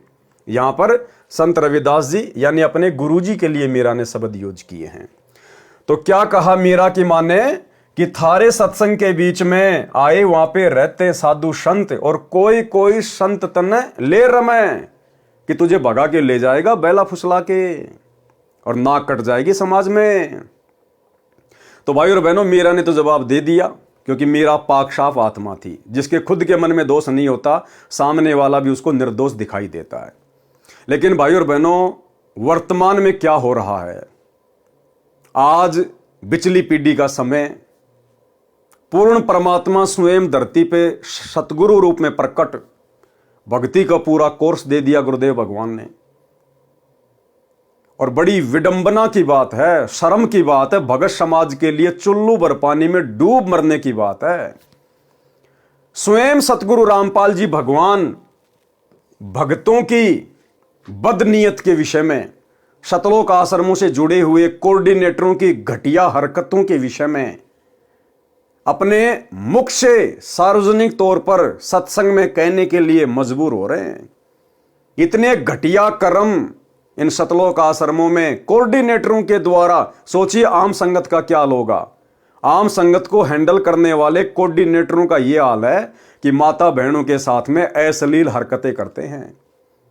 और खुद सतगुरु रामपाल जी भगवान ही अंतर्यामी परमात्मा अपने सत्संग में सार्वजनिक तौर पर कह रहे हैं, हिसार जेल से आने वाली ऑडियो में, कि यहां तक शिकायतें आती हैं, ऐसे ऐसे घटिया हैं कोऑर्डिनेटर, कि बहन बेटियों के साथ भी अश्लील चैटिंग करते हैं। और गुरुदेव ने मजबूरन कहना पड़ा कि अच्छे इंसान तो जगत वाले भी ऐसा नहीं करते जैसा तुम भगत कर रहे हो। सबको लपेट लिया गुरुदेव ने, सबको, अपने परिवार को, कोऑर्डिनेटरों को, आम संगत को, कि अच्छे इंसान तो जगत वाले भी ऐसा नहीं करते जैसा तुम भगत कर रहे हो। यानी भक्तों को परमात्मा ने आम सांसारिक लोगों से भी नीचा गिरा हुआ बता दिया, इतना ज्ञान लेने के बाद भी। सुनिए छोटा सा सत्संग। विचार करना होगा कि हम कौन है, कहां से आए। आपस में खेचातानी रखते हो अभी भी भगत हो गए। अच्छे इंसान तो जगत वाले बिना करते ऐसा जैसे भगत कर रहे हैं। अच्छे इंसान तो जगत वाले बिना करते ऐसा जैसे भगत कर रहे हैं। अच्छे इंसान तो जगत वाले बिना करते ऐसा जैसे भगत कर रहे हैं। किसी को छोटी सी सेवा दे देते, कोऑर्डिनेटर बना दिया, उन्होंने सोचा मैं खुदा बन गया। और इतना शिक्षा तो पड़े, मजदूर बनो सीखो, मजदूर। और कई देखा है कि कोऑर्डिनेटर या जिसकी जो भी व्यवस्था लगाई जाए तो व्यवहार भी ठीक नहीं करते, धमकान लग जाते, कुरकान लग जाते। और कुछ ऐसी भी शिकायतें आई हैं जो बहन बेटियों के साथ गलत मैसेज भी डालते हैं। तो वो दुष्ट लोग ना तो कोऑर्डिनेटर के योग्य है ना वो भगत के योग्य। और कुछ ऐसी भी शिकायतें आई हैं जो बहन बेटियों के साथ गलत मैसेज भी डालते हैं। तो वो दुष्ट लोग ना तो कोऑर्डिनेटर के योग्य है ना वो भगत के योग्य। और कुछ ऐसी भी शिकायतें आई हैं जो बहन बेटियों के साथ गलत मैसेज भी डालते हैं। तो वो दुष्ट लोग ना तो कोऑर्डिनेटर के योग्य है ना वो भगत के योग्य। तो ऐसा तो संगत में कुसंगत उपजेगी, और ऐसी कुसंगत होगी फिर हम रखेंगे नहीं उसको खेत में। किसान उसको बाढ़ को पाड़ कर खेत तो बाहर फेंक देता है, तो उसको आप मिशन से निकाल दिया जाया करेगा। सुधर जाओ, एक के नहीं सुनी जाया करती, दिशात्मक शिक्षा दी जाती है, अमल कर लो इन पे। कर्म बतेरे फोड़ लिए, इस ज्ञान का असर क्या हुआ? थोड़ा सा सुख होते फिर पक्के एजेंट काल के बन जाते हैं, बकवाद वही करनी, भगवान से दूर हो जाएगा। थोड़ा सा सुख होते फिर पक्के एजेंट काल के बन जाते हैं, बकवाद वही करनी, भगवान से दूर हो जाएगा। थोड़ा सा सुख होते फिर पक्के एजेंट काल के बन जाते हैं, बकवाद वही करनी, भगवान से दूर हो जाएगा। तो भाई और बहनों, कहाँ तो मीराबाई और कहाँ वर्तमान के हमारे भगत भाई बहन कैसी कैसी घटिया हरकतों में लिप्त हैं, जो गुरुदेव को अपने मुख कमल से बोलने पर मजबूर होना पड़ रहा है। तो क्या कहा मीराबाई ने, तेरे री मन में माता पाप है री, तेरे री मन में माता पाप है री, संत मेरे माँ बाप हैं री, संत मेरे माँ बाप हैं री, आए वो तो कर देंगे बेड़ा पार, सत्संग में जाना मेरा ना छूटरी, हाय वो तो कर देंगे बेड़ा पार, सत्संग में जाना मेरा ना छूटरी। फिर क्या कहा, अंतिम दाव क्या लगाया मीराबाई की माता जी ने, हाय वो तो जात चमार है, हाय वो तो जाति चमार है, इसमें हमारी हार है, इसमें हमारी हार है, कि मेरा तो ठाकुरों की लड़की और जिसको तूने गुरु बनाया रविदास जी को, वो चमार जाति से है, समाज में थू थू हो रही है। तो मीराबाई ने क्या कहा, तेरे री लेख माता चमार है री, तेरे री लेख माता चमार है री, मेरा सिर जन हार है री, मेरा सिर जन हार है री, आए वो तो मीरा के गुरु रविदास, सत्संग में जाना मेरा ना छूटरी, आए वो तो मीरा के गुरु रविदास, सत्संग में जाना मेरा ना छूटरी। तो मीरा ने इस प्रकार से भक्ति मार्ग पर ज्ञान को आधार बनाकर अपने गुरु पर विश्वास करके अपनी माँ को भी, जो कि काल का जाल फैलाने आई थी, उसको परास्त किया। तो ये मीरा की कथा में शिक्षा देती है भाई और बहनों, आज आप और हमने भी भक्ति मार्ग पर इतने संघर्ष की आवश्यकता है। शब्दार्थ, मीराबाई की माता ने कहा कि हे मीरा, तू सत्संग में जाना बंद कर दे, संसार के व्यक्ति हमारे विषय में गलत बातें करते हैं। मीरा ने कहा कि हे माता, मैं सत्संग में जाना बंद नहीं करूंगी, संसार भले ही ईर्ष्या की आग में जलकर मर जाए। माता ने मीरा को भय कराने के लिए बताया कि जिस रास्ते से तू रात्रि में सत्संग सुनने के लिए जाती है, उस रास्ते में सर्प तथा सिंह रहते हैं, वे तुझे मार देंगे। मीरा ने उत्तर दिया कि मेरे गुरुजी इतने समर्थ हैं, वे कृपया करेंगे तो सिंह तो गिद्दड़ की तरह व्यवहार करेंगे, गिद्दड़ की तरह, और सर्प ऐसे निष्क्रिय हो जाएंगे जैसे गंडे हुए प्राणी होते हैं, जो सर्प जैसे आकार के होते हैं परंतु 6 या 8 इंच के लंबे और आधा इंच गोलाई के मोटे होते हैं, वे डसते नहीं हैं। मीरा की माता ने फिर कहा कि सत्संग सुनने वाले स्थान पर कुछ युवा भगत पुरुष भी रहते हैं, कोई तेरे को कहीं ले जाएगा और गलत कार्य करेगा। और आज तो भाई और बहनों, पुस्तक सेवा के बहाने आज की मीराबाइयां जानबूझ के गलत कार्य करती हैं। जानबूझ के मैं तुमसे मिलने आई पुस्तक सेवा के बहाने अपनी रमणी की बातें खुद ही सेट कर लेते हैं, माँ बाप जाओ भाड़ में। ये है वर्तमान की मीराबाइयों की हालात। मीरा ने उत्तर दिया कि हे माता, आपके मन में दोष है, इसलिए आपके मन में ऐसे विचार आए। अब ये मत कहना कि पवनदास के मन में दोष है इसलिए बोल रहा है। मैंने तो वो भाषा बोली है जो पूज्य गुरुदेव भगवान ने हिसार जेल से ऑडियो बनाकर भेजी है। एज इट इज आपको सुनाई है मैंने। मेरे मन में कोई दोष नहीं है, मेरे लेखे तो बाढ़ में जाओ, मेरा क्या बिगाड़ लेंगे भाई। हम तो केवल आप लोगों को जागरूक कर रहे हैं, सचेत कर रहे हैं कि गुरु की गैर हाजिरी में इन आश्रमों में धक्के खाने मत जाओ, घर बैठ के भक्ति करो। ये परीक्षा चल रही है, क्या पूरी जिंदगी ऐसे धक्के खाओगे क्या? अरे जब गुरु सतलोक चला जाएगा फिर क्या करोगे? फिर भी क्या धक्के खाओगे? तो गुरु वर्तमान में हिसार जेल में बैठ के यही तो रिहर्सल देख रहा है कि सोचो यदि मैं बरवाला कांड के बाद सतलोक चला जाता किन्हीं कारणों से, तो मेरे पीछे से ये तो इसी प्रकार से डंडे के यार बन के घूमते। जैसे पशु डंडे का यार होता है, उसको भय दिखा के उसको चलाया जाता है, ऐसे आज ये कोऑर्डिनेटर डंडा दिखा दिखा के फर्जी आदेशों का पीला पर्चा निकाल के डरा धमका के आप लोगों से अपना उल्लू सिद्ध कर रहे हैं। हे माता, वे संत व भगत तो मेरे माता पिता के समान हैं, वे ऐसा गलत कार्य नहीं करते। मीरा की माता ने छुआछात के कारण मीरा को रोकना चाहा। कहा कि हे मीरा, तेरा गुरु रविदास तो अनुसूचित जाति का चमार है, इससे हम राजपूतों की बेइज्जती हो रही है, सत्संग में जाना बंद कर दे। मीरा ने कहा कि हे माता, आपके विचार से मेरे गुरुजी अनुसूचित जाति के चमार हैं, मेरे लिए तो मेरे परमात्मा हैं, मैं उनकी बेटी, वे मेरे पिता हैं, सत्संग में जाना बंद नहीं होगा। कुछ वर्ष के पश्चात अपने देवर के अत्याचारों से परेशान होकर घर त्याग कर वृंदावन में चली गई।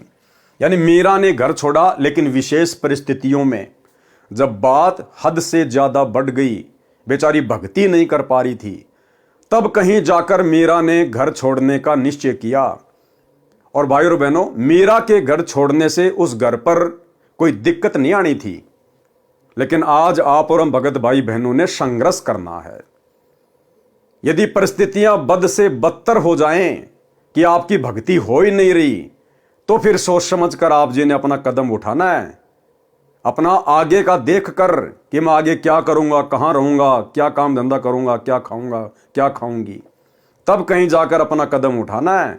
अन्यथा संघर्ष करना है। संघर्ष करेंगे तो परमात्मा साथ देगा वर्तमान में, क्योंकि मालिक को पता है कि ये आत्माएं कितनी कमजोर हो चुकी हैं, ये मीराबाई की तरह संघर्ष नहीं कर सकती। इसलिए परमात्मा हमारा साथ देगा। यदि हम थोड़ा बहुत भी संघर्ष करेंगे, तो थोड़ी बहुत गालियां खा लेंगे, 2-4 मार डुक्के खा लेंगे, तो परमात्मा हमारा साथ देगा।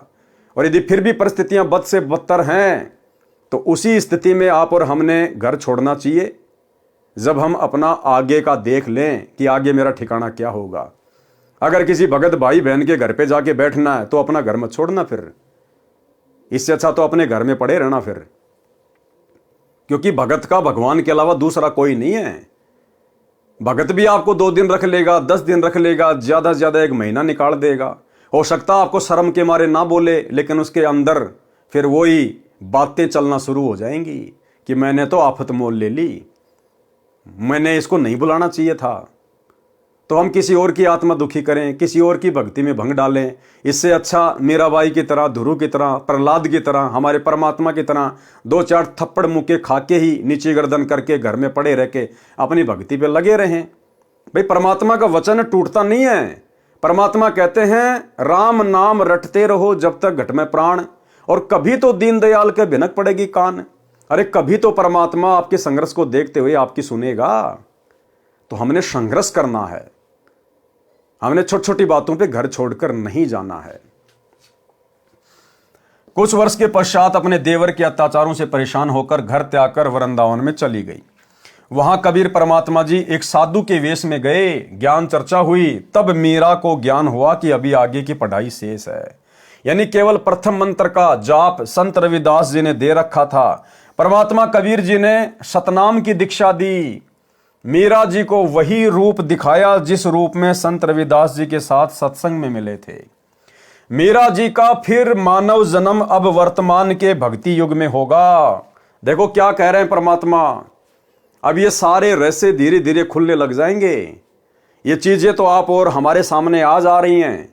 और ये दास पिछले 8 वर्षों से साथ संगति के वीडियो के माध्यम से आप भाई बहनों को कहता आया है कि सतयुग से लेकर वर्तमान समय तक एक भी आत्मा पूर्ण मोक्ष प्राप्त नहीं कर पाई। कोई भी सतलोक नहीं जा पाया। हाँ, जो पहले के, जो कलयुग के बिचली पीढ़ी वाले समय निकल चुके हैं अनंत बार, उनमें असंख्य आत्माएं पार हो चुकी हैं। लेकिन वर्तमान जो ये चौकड़ी चल रही है चतुर्युग की, सतयुग, त्रेता, द्वापर और वर्तमान समय, और इन वर्षों में, लाखों वर्षों में परमेश्वर ने जितनी भी आत्माओं को प्रकट होकर अपनी शरण में लिया है, जिन बड़े बड़े महापुरुषों का, भक्तों का हम नाम सुनते हैं, 64 लाख भगत परमात्मा के 650 साल पहले हुए थे, अभी तक उनमें से एक भी आत्मा पार नहीं हो पाई, एक भी आत्मा। क्योंकि पार होने का समय तो ये है वर्तमान का। तो अब देखो गुरुदेव भगवान साथ संगति की प्रत्येक बातों का समर्थन करते जा रहे हैं, प्रत्येक बातों का। मीराबाई का भी पूर्ण मोक्ष नहीं हुआ अभी तक। क्या कह रहे हैं गुरुदेव? मीरा जी का फिर मानव जन्म अब वर्तमान के भक्ति युग में होगा, इस कलयुग की बिचली पीढ़ी में होगा। भाई और बहनों, कुछ दिन पहले साथ संगति में एक बहन आई थी हरियाणा से, जो अपने आप को मीराबाई कहा करती थी।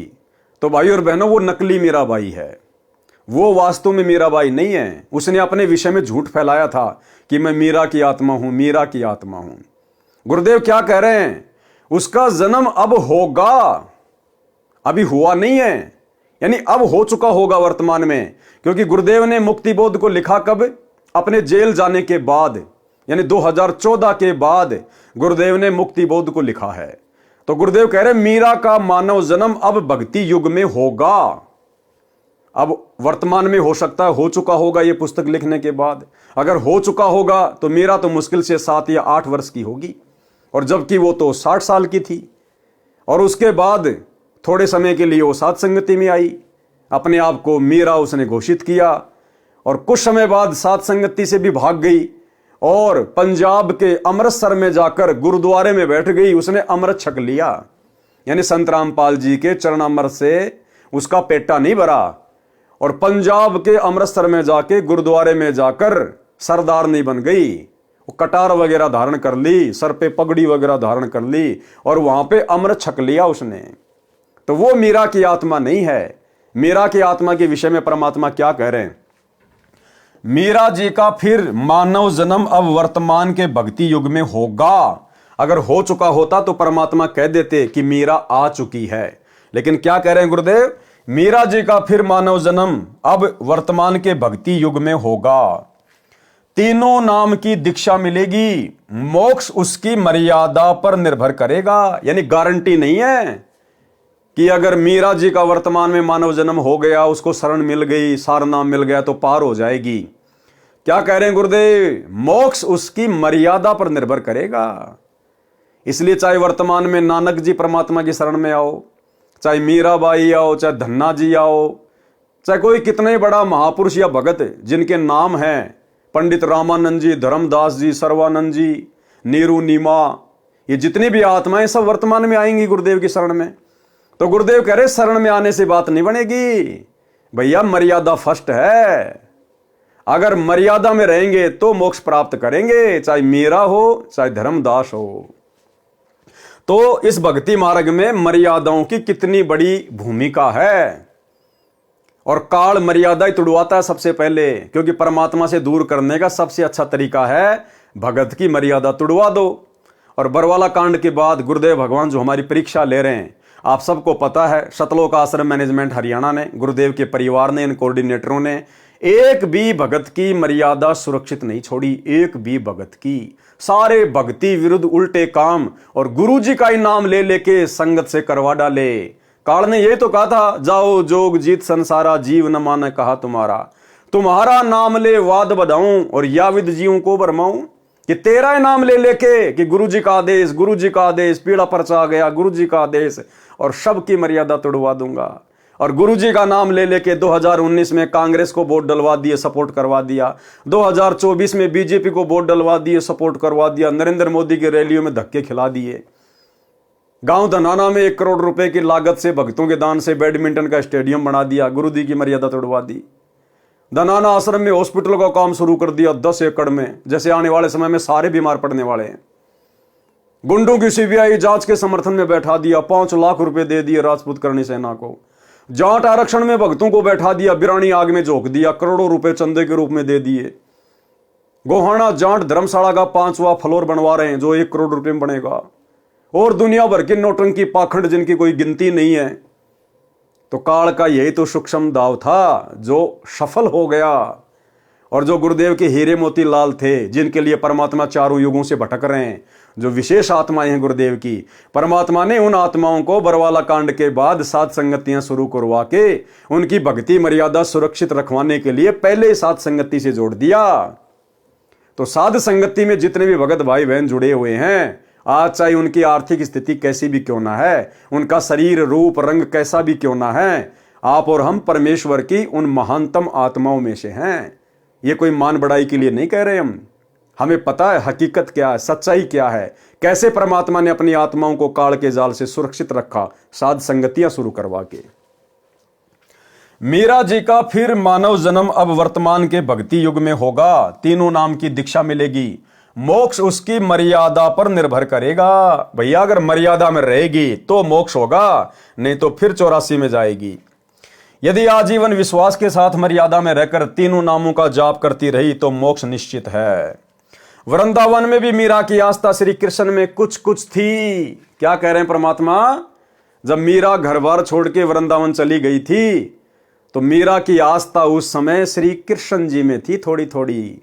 और भैया चाहे थोड़ी थोड़ी हो चाहे ज्यादा ज्यादा हो, परमात्मा कहते हैं 100 वर्ष सतगुरु की पूजा एक दिन आन उपासी, वो अपराधी आत्मा फिर पड़े काल की फांसी। तो मीरा की आस्था श्री कृष्ण जी में थोड़ी थोड़ी थी, इसलिए उसने वृंदावन में जाने का विचार किया था।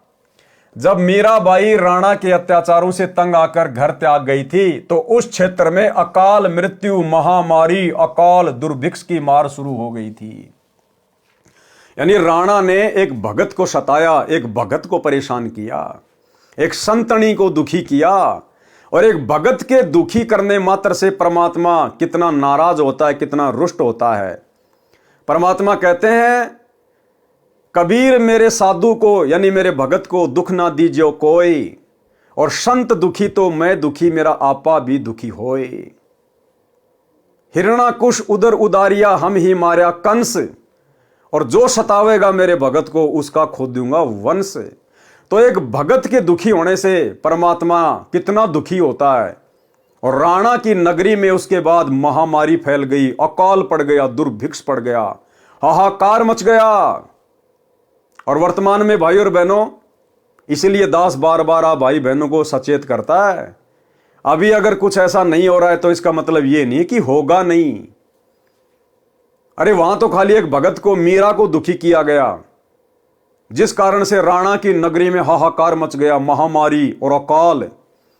और यहां वर्तमान में हरियाणा में उस पूर्ण ब्रह्म परमात्मा अल्लाहों के अल्लाह सर्वेश्वर महेश्वर को, सतगुरु रामपाल जी भगवान को, इस कबीर परमात्मा को दुखी किया गया है।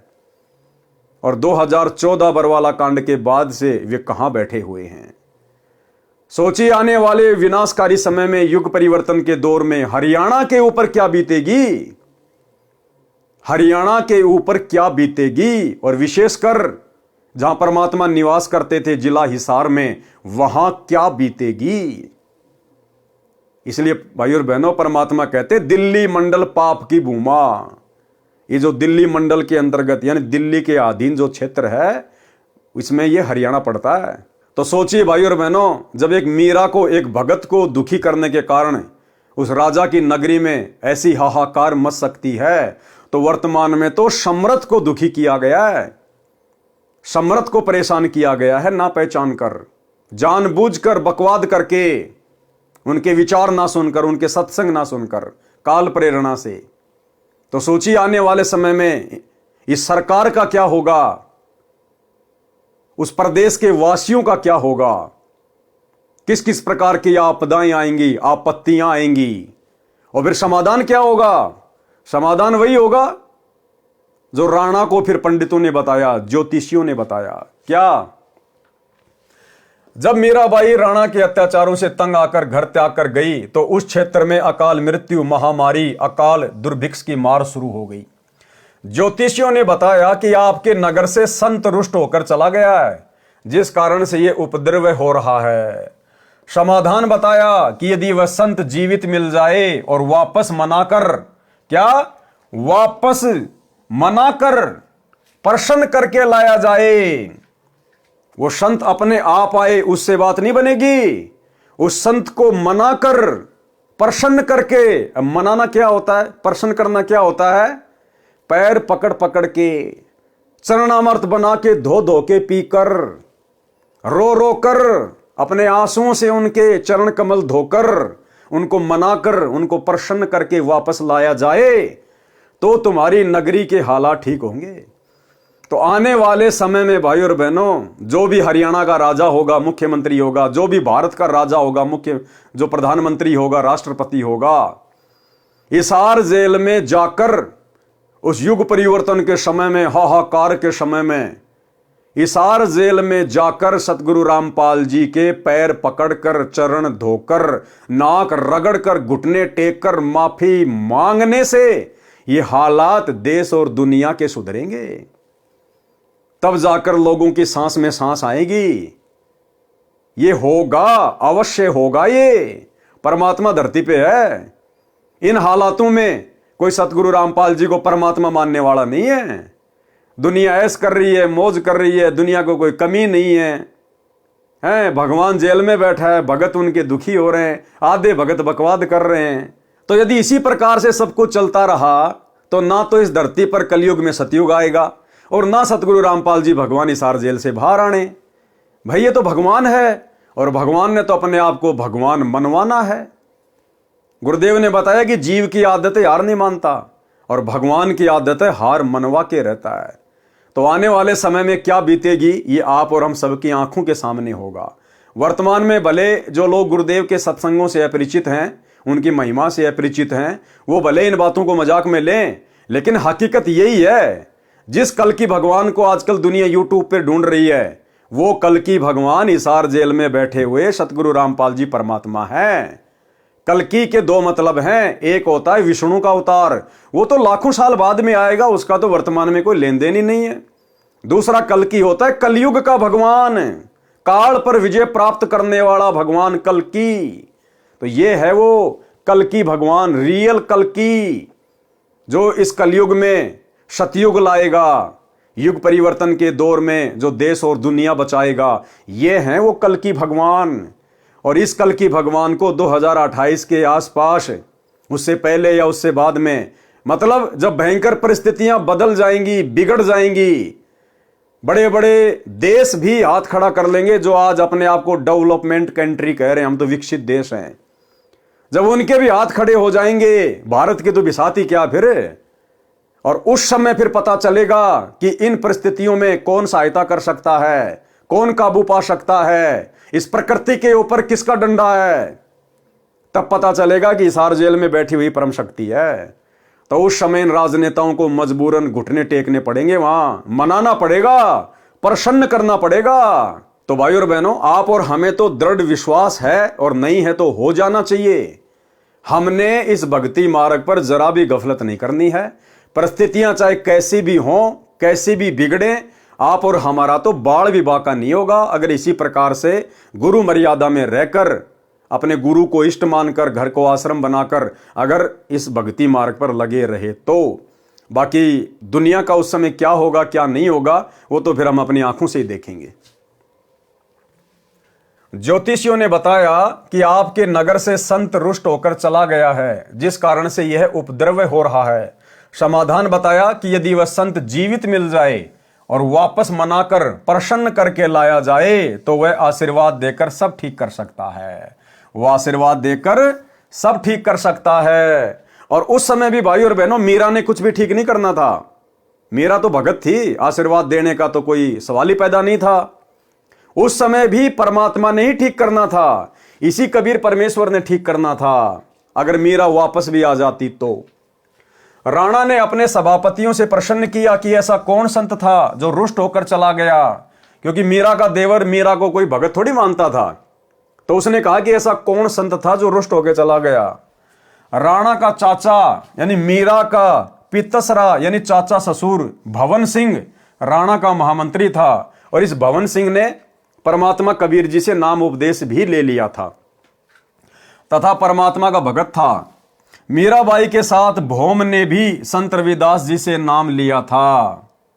भौम को यानी भवन को एक नौकर राजा ने दे रखा था, उस नौकर ने भी उस समय संत रविदास जी से नाम लिया था। वे पहले मीरा के साथ बैठकर परमात्मा की चर्चा घंटों किया करते थे।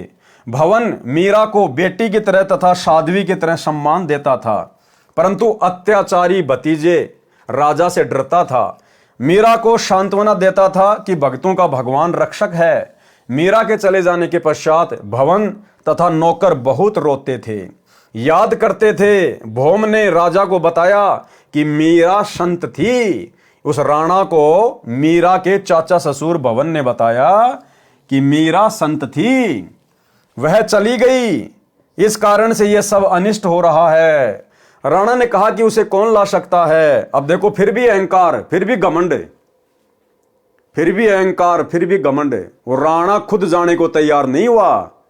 अगर वो सैनिक या कोई और राणा के आदेश से मीरा को ले भी आते तो भी परमात्मा दया नहीं बख्शता, क्योंकि मैन अत्याचारी कौन था जिसके अत्याचार से दुखी होकर मीरा वृंदावन गई थी, उसको जाना पड़ेगा, उस राजा को, उस राणा को जाना पड़ेगा।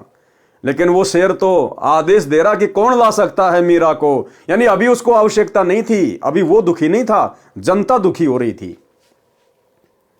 राणा ने कहा कि उसे कौन ला सकता है, मैं कभी उसे कष्ट नहीं दूंगा, प्रतिज्ञा करता हूं। 2 सिपाही जो मीरा की निगरानी के लिए छोड़ रखे थे, मीरा के साथ छाया की तरह साथ रहने का आदेश राणा ने दे रखा था।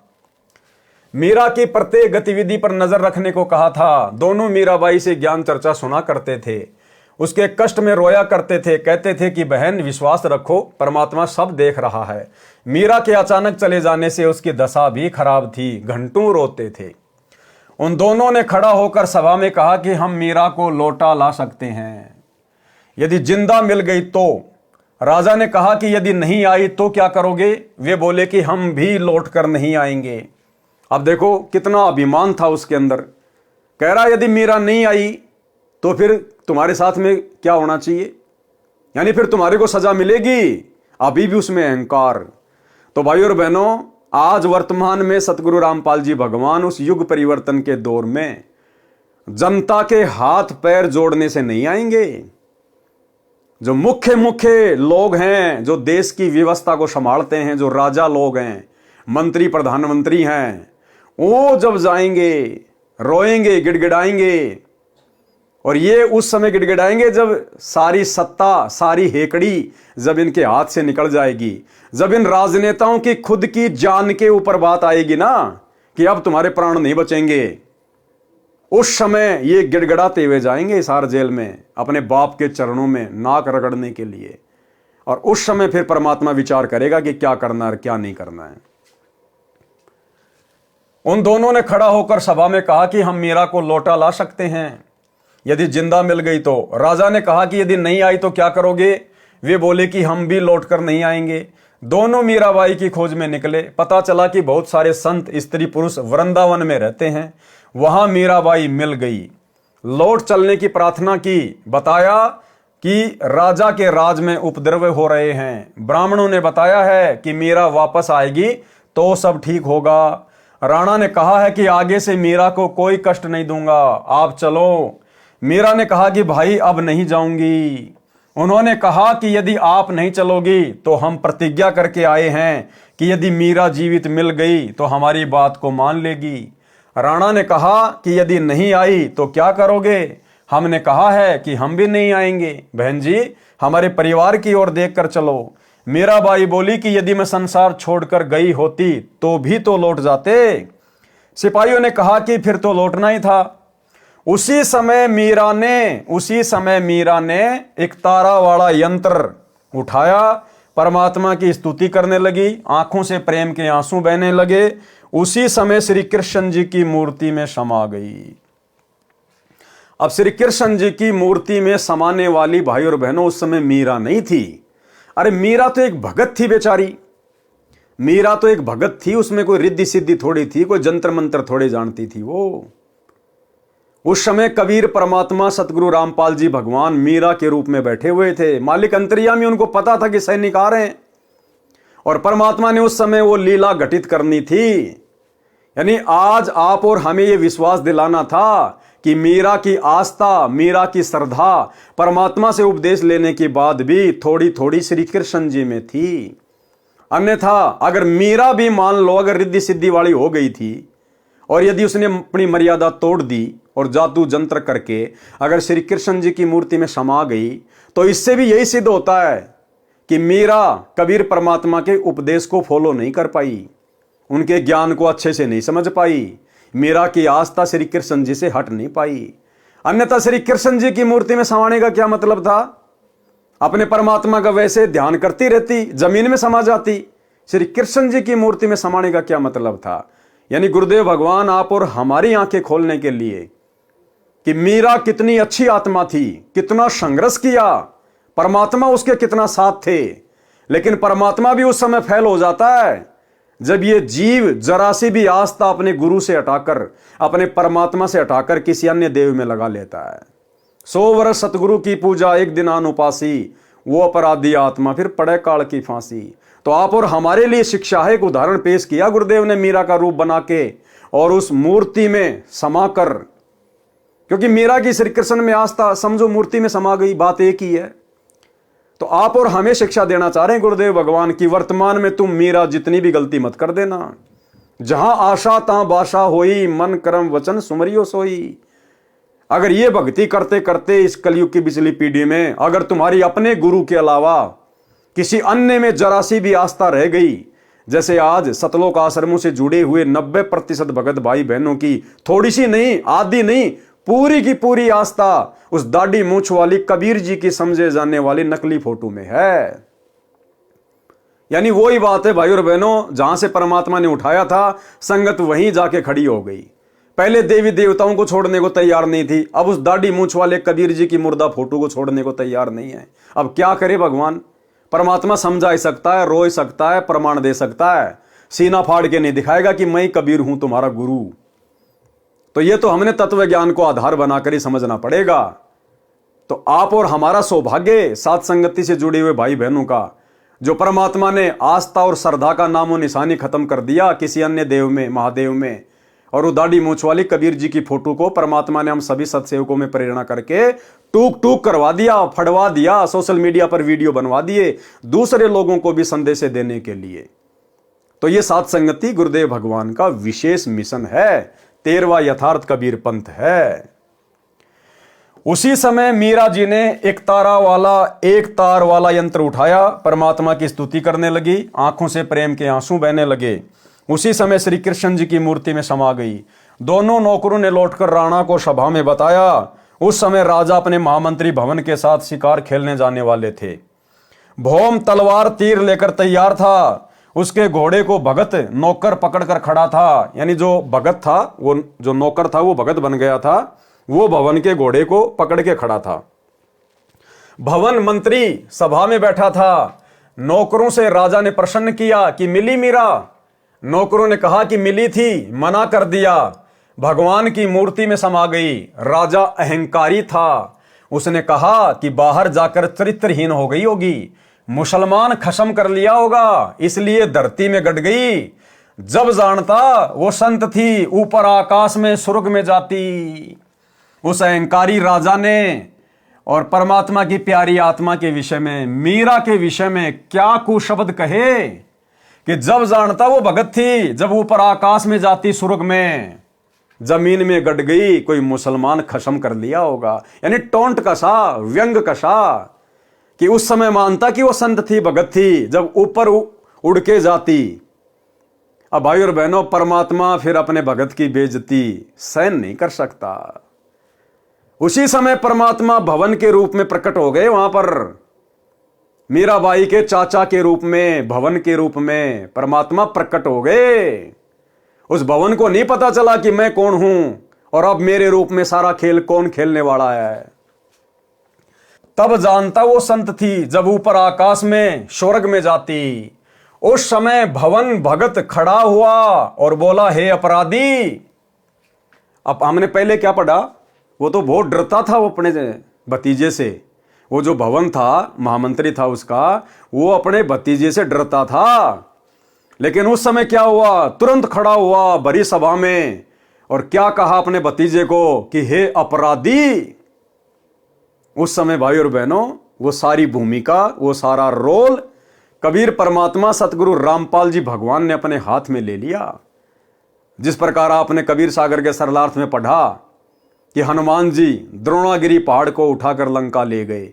गुरुदेव ने क्या बताया, वो उठाता हुआ हनुमान दिखाई दे रहा था, लेकिन सूक्ष्म रूप में हनुमान जी के हाथों के नीचे हाथ किसने दिए? इसी कबीर परमात्मा सतगुरु रामपाल जी भगवान ने। तो इसी प्रकार वो बोलता हुआ तो भवन दिखाई दे रहा था, लेकिन उस समय वो रोल कबीर परमात्मा सतगुरु रामपाल जी ने अपने हाथ में ले लिया।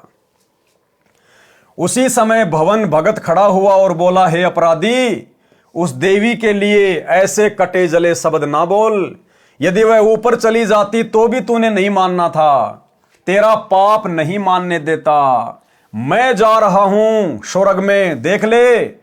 भौम सबके सामने घोड़े पर सवार हो गया, तलवार भी हाथ में थी। घोड़ा ऊपर को उठने लगा तो नौकर रोने लगा कि मालिक, मैं कैसे अकेला इस अन्यायी के राज्य में रह सकूंगा, मुझे भी साथ ले चलो। यूं कहते कहते नौकर भगत ने घोड़े की पूंछ पकड़ ली, वह भी घोड़े से लटक कर ऊपर चल दिया। घोड़े, जूतों व गुलाम सहित भवन स्वर्ग गया। ये सारा खेल कबीर भगवान का, कबीर परमात्मा का। ये सारा खेल भाई और बहनों पूज्य गुरुदेव भगवान का। अब आगे आपको पता चलेगा कि भवन बेचारा कितना दिल का कमजोर था और कितना भय मानता था अपने भतीजे से। और भवन कैसे घोड़े पे चढ़कर स्वर्ग चला जाएगा, और क्यों जाएगा भाई भवन स्वर्ग में? वो स्वर्ग की भक्ति कर रहा था क्या? वो तो कबीर परमात्मा की भक्ति कर रहा था। हमारे को तो स्वर्ग में जाना ही नहीं।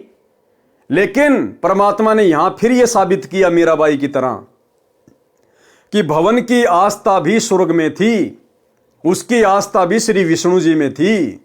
भले नाम रविदास जी से ले रखा था, भले मंत्र ये वाले जाप करता था, लेकिन आस्था मूल ज्ञान के अभाव में, भक्ति के कंप्लीट कोर्स के अभाव में उन आत्माओं की आस्था अपने उन्हीं इष्ट देव में रही।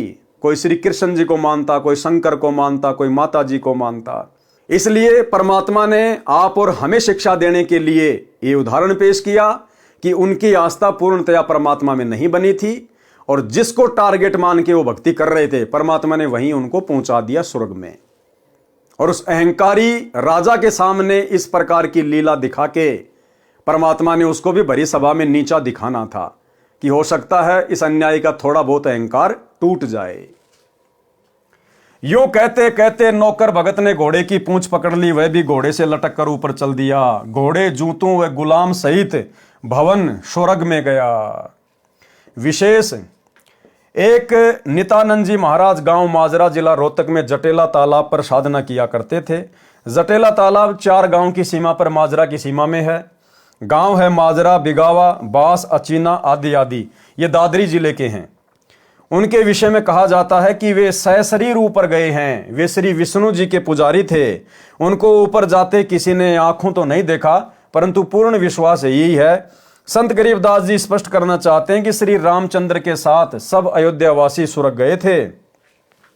राजा हरिश्चंद्र के साथ काशीवासी सब स्वर्ग गए थे, परंतु जन्म मरण न तो श्री रामचंद्र जी का समाप्त हुआ, वे श्री कृष्ण रूप में जन्मे फिर मरे, न राजा हरिश्चंद्र का जन्म मरण समाप्त हुआ, वे 10वें अवतार के रूप में आगे जन्म लेंगे।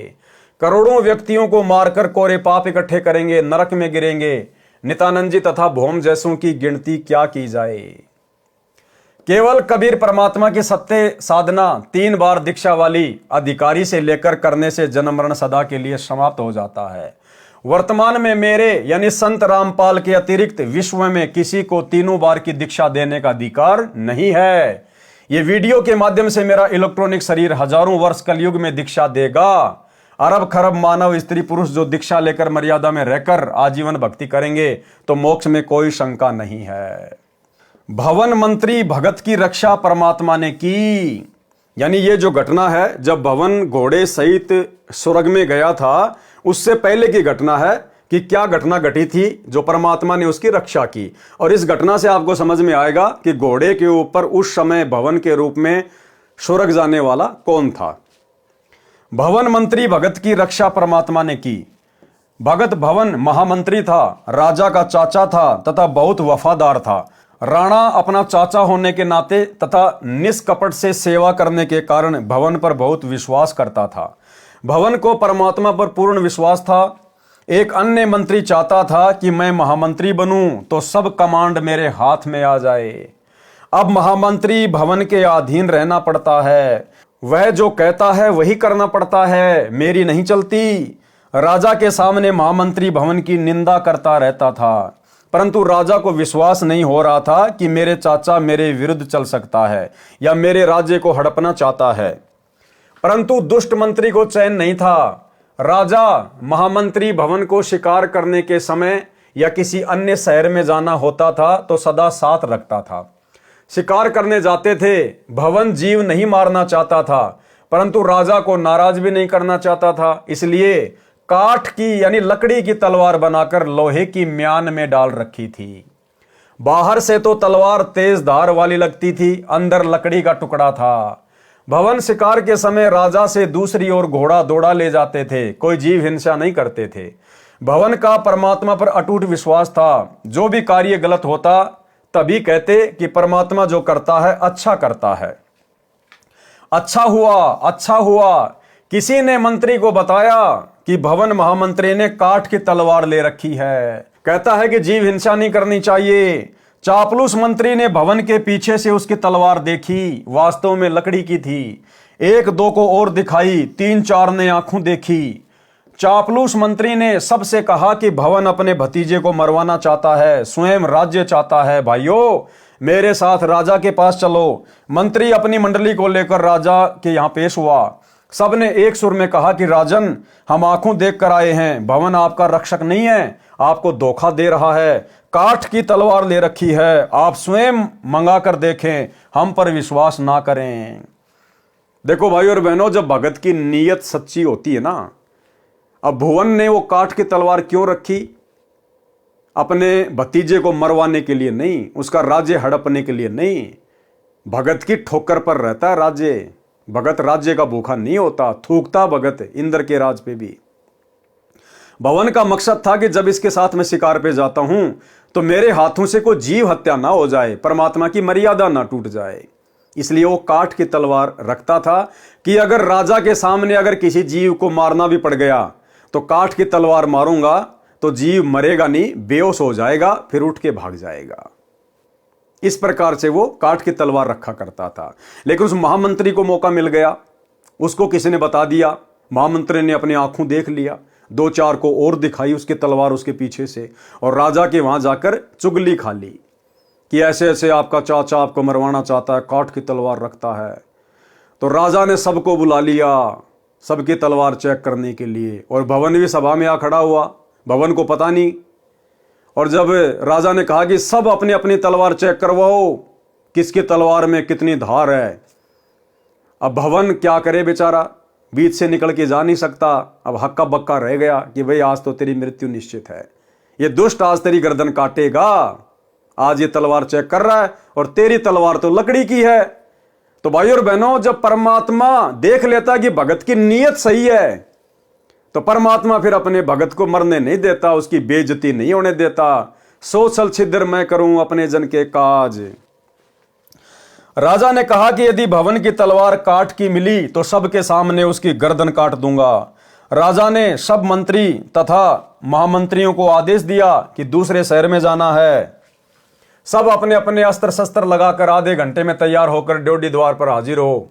सब अपनी अपनी तलवार व अन्य शस्त्र लेकर ड्योढ़ी द्वार पर खड़े हो गए। राजा आए और बोले सब मंत्री महामंत्री तथा अन्य अंगरक्षक अपनी अपनी तलवार लेकर एक लाइन में खड़े हो जाएं। ऐसे ही हो गया।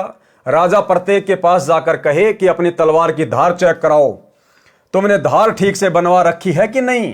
यानी डायरेक्ट तो अपने चाचा को कह नहीं सकता, तो उसने ये बहाना बनाया। सबकी तलवार लोहे की थी। जब भवन का नंबर आया तो भवन को लग रहा था कि चंद मिनटों का जीवन शेष है, परमात्मा को याद कर लूं। भवन ने देखा कि आज बात बिगड़ गई है, अब ये दुष्ट तेरी गर्दन काटेगा, तेरा तो थोड़े बहुत समय का जीवन है, जब तक नंबर तेरा नहीं आता तलवार चेक करने का। और आंखें बंद करके अपने भगवान को याद करने लग गया। अब सोचो भाई और बहनों, अरे जो भवन घोड़े सहित नौकर सहित और अपनी रिद्धि सिद्धि शक्ति से स्वर्ग में जा सकता है उड़ के, क्या वो काठ की तलवार को लोहे की नहीं बना सकता था अपनी रिद्धि सिद्धि से? तो अब आपको समझ में आ जाना चाहिए भाई और बहनों कि उस समय भवन के रूप में वो लीला किसने की थी, घोड़े पर बैठकर स्वर्ग जाने की। राजा प्रत्येक के पास जाकर कहा कि तलवार की धार चेक कराओ, तुमने धार ठीक से बनवा रखी है या नहीं। सबकी तलवार लोहे की थी। जब भवन का नंबर आया तो भवन को लग रहा था कि चंद मिनटों का जीवन शेष है, परमात्मा को याद कर लूं। भवन परमात्मा का नाम जो गुरुजी से ले रखा था जाप करने लगा। आप और हमें एक और शिक्षा दे रहे हैं गुरुदेव भगवान, जब कभी कभार तुम्हारे सामने भी इस प्रकार की परिस्थिति पैदा हो जाए, तुम्हारे को कुछ भी समझ में ना आए, तो उस समय फिर अपनी तिगड़मबाजी को छोड़कर अपना दिमाग इधर उधर दौड़ाने के बजाय और जो सुमरण दे रखा है गुरुदेव भगवान ने, अपने परमात्मा में ध्यान लगा देना चाहिए। कोई विशेष संकट आता दिखाई दे, कोई परेशानी दिखाई दे, तो उस समय सुमरण ही हमारा हथियार होना चाहिए, सुमरण ही हमारा सहारा होना चाहिए। फिर परमात्मा आपत्ति को टाल देता है। भवन परमात्मा का नाम जो गुरुजी से ले रखा था जाप करने लगा। राजा ने कहा कि महामंत्री तलवार म्यान से निकाल। भवन को पता ही नहीं चला कि कब तलवार म्यान से बाहर निकली, वह तो अंतिम श्वास ले रहा था। अब भवन के तो होश उड़ गए, उसको तो पता ही नहीं, परमात्मा ने उसको निष्क्रिय कर दिया।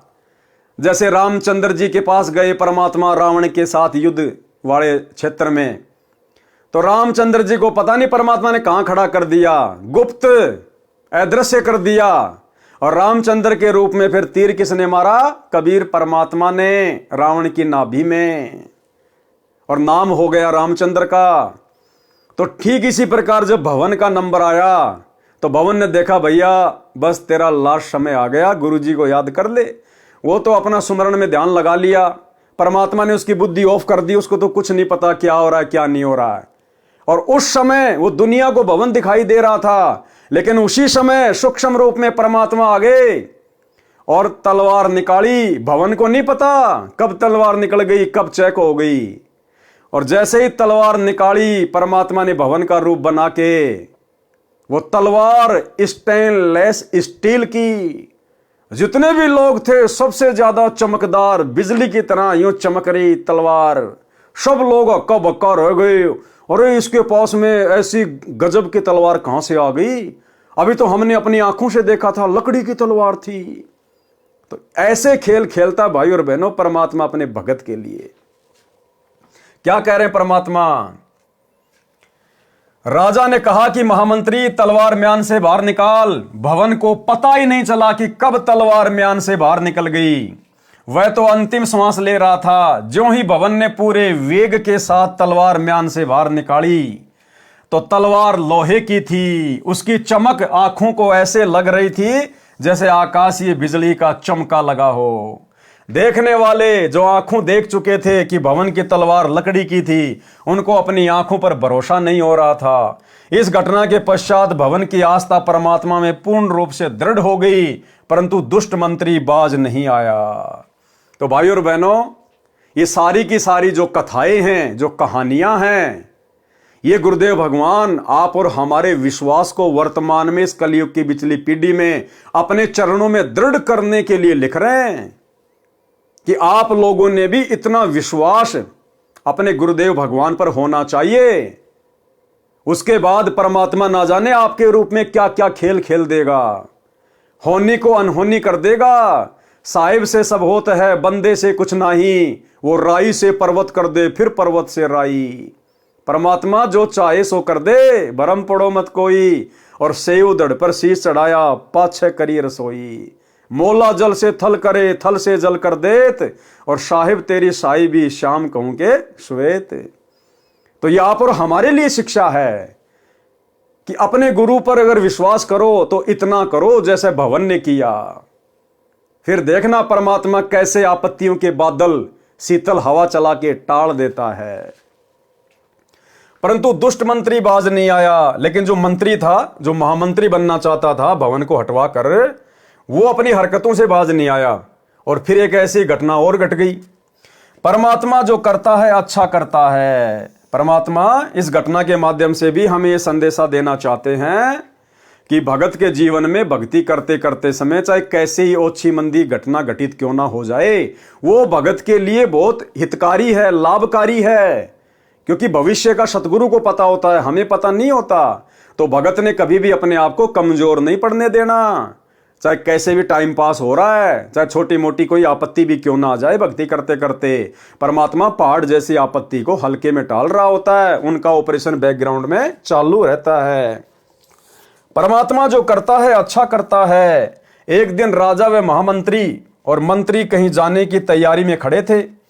राजा मंत्रियों से बातें भी कर रहा था तथा तलवार को निकालकर उसकी धार देखने लगा। बातों में व्यस्त होने के कारण राजा को ध्यान नहीं रहा। उसकी दाएं हाथ की उंगली कटकर दूर गिर गई। राजा को जोर की पीड़ा हुई। महामंत्री बोला, कौन महामंत्री? भवन। महामंत्री बोला कि अच्छा हुआ, जो होता है अच्छा ही होता है। परमात्मा जो करता है अच्छा ही करता है। उस दिन राजा को लगा कि वास्तव में महामंत्री के मन में दोष है, ये मेरा अहित चाहता है। चापलूस मंत्री को मौका मिल गया। राजा के लिए वैद्य बुला कर लाया। कहने लगा कि हे राजन, देख लिया आपने, सुन लिया अपने कानों से। राजा ने आदेश दिया कि महामंत्री को जेल में डाल दो। चापलूस मंत्री को महामंत्री बना दिया। 6 महीने में राजा की उंगली का जख्म भर गया। राजा के दाएं हाथ में केवल 3 अंगुलियां थी। नए महामंत्री को साथ लेकर राजा शिकार करने गया। जंगल में शिकार के पीछे घोड़ा दौड़ा रखा था। राजा तथा महामंत्री दोनों सेना से दूर गहरे जंगल में चले गए। आगे कुछ जंगली व्यक्ति मिले। उन्होंने दोनों को घेर लिया तथा पकड़कर रस्सों से बांधकर घर पर ले गए। जंगली व्यक्तियों ने देवी को नर बलि चढ़ाने का संकल्प कर रखा था। पुरोहित को बताया कि दोनों व्यक्ति पकड़कर लाए हैं। पुरोहित ने कहा कि अच्छी बात है, दोनों की बलि चढ़ा देंगे, देवी अधिक प्रसन्न होगी। परंतु जांच करो कि इनका कोई अंग भंग ना हो। जांच करने पर पाया कि एक व्यक्ति की एक अंगुली नहीं है, कटी हुई है। पुरोहित बोला कि जिसकी अंगुली कटी है उसे जाने दो, वह बलि के योग्य नहीं है। दूसरे को तैयार करो। देखते ही देखते चापलूस मंत्री का सिर काटकर पत्थर की मूर्ति पर चढ़ाकर फिर पकाकर खाने के लिए ले जाने लगे। राजा तेजी से भागा, सीधा कारागार में गया यानी जेल में गया, वहां महामंत्री बंद था, उसे कैद मुक्त किया तथा आप बीती बताई और कहा कि आप ठीक कह रहे थे कि जो होता है अच्छा ही होता है। यदि उस दिन मेरी उंगली न कटी होती तो आज मेरी मौत होती। राजा ने महामंत्री से प्रश्न किया कि मेरी उंगली कटी तो मेरी जान बची, मेरे लिए तो अच्छा हुआ, परंतु आपको 6 महीने की कैद का कष्ट भोगना पड़ा, आपके लिए क्या अच्छा हुआ?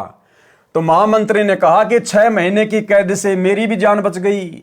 यदि मैं कैद में ना होता तो आपके साथ जंगल में जाता, उस मंत्री की जगह मेरी बलि चढ़ती। राजा ने अपनी गलती की क्षमा याचना की, उसे अपना पुनः महामंत्री बनाया। यानी जो परमात्मा करता है भगत के साथ में वो अच्छा ही होता है।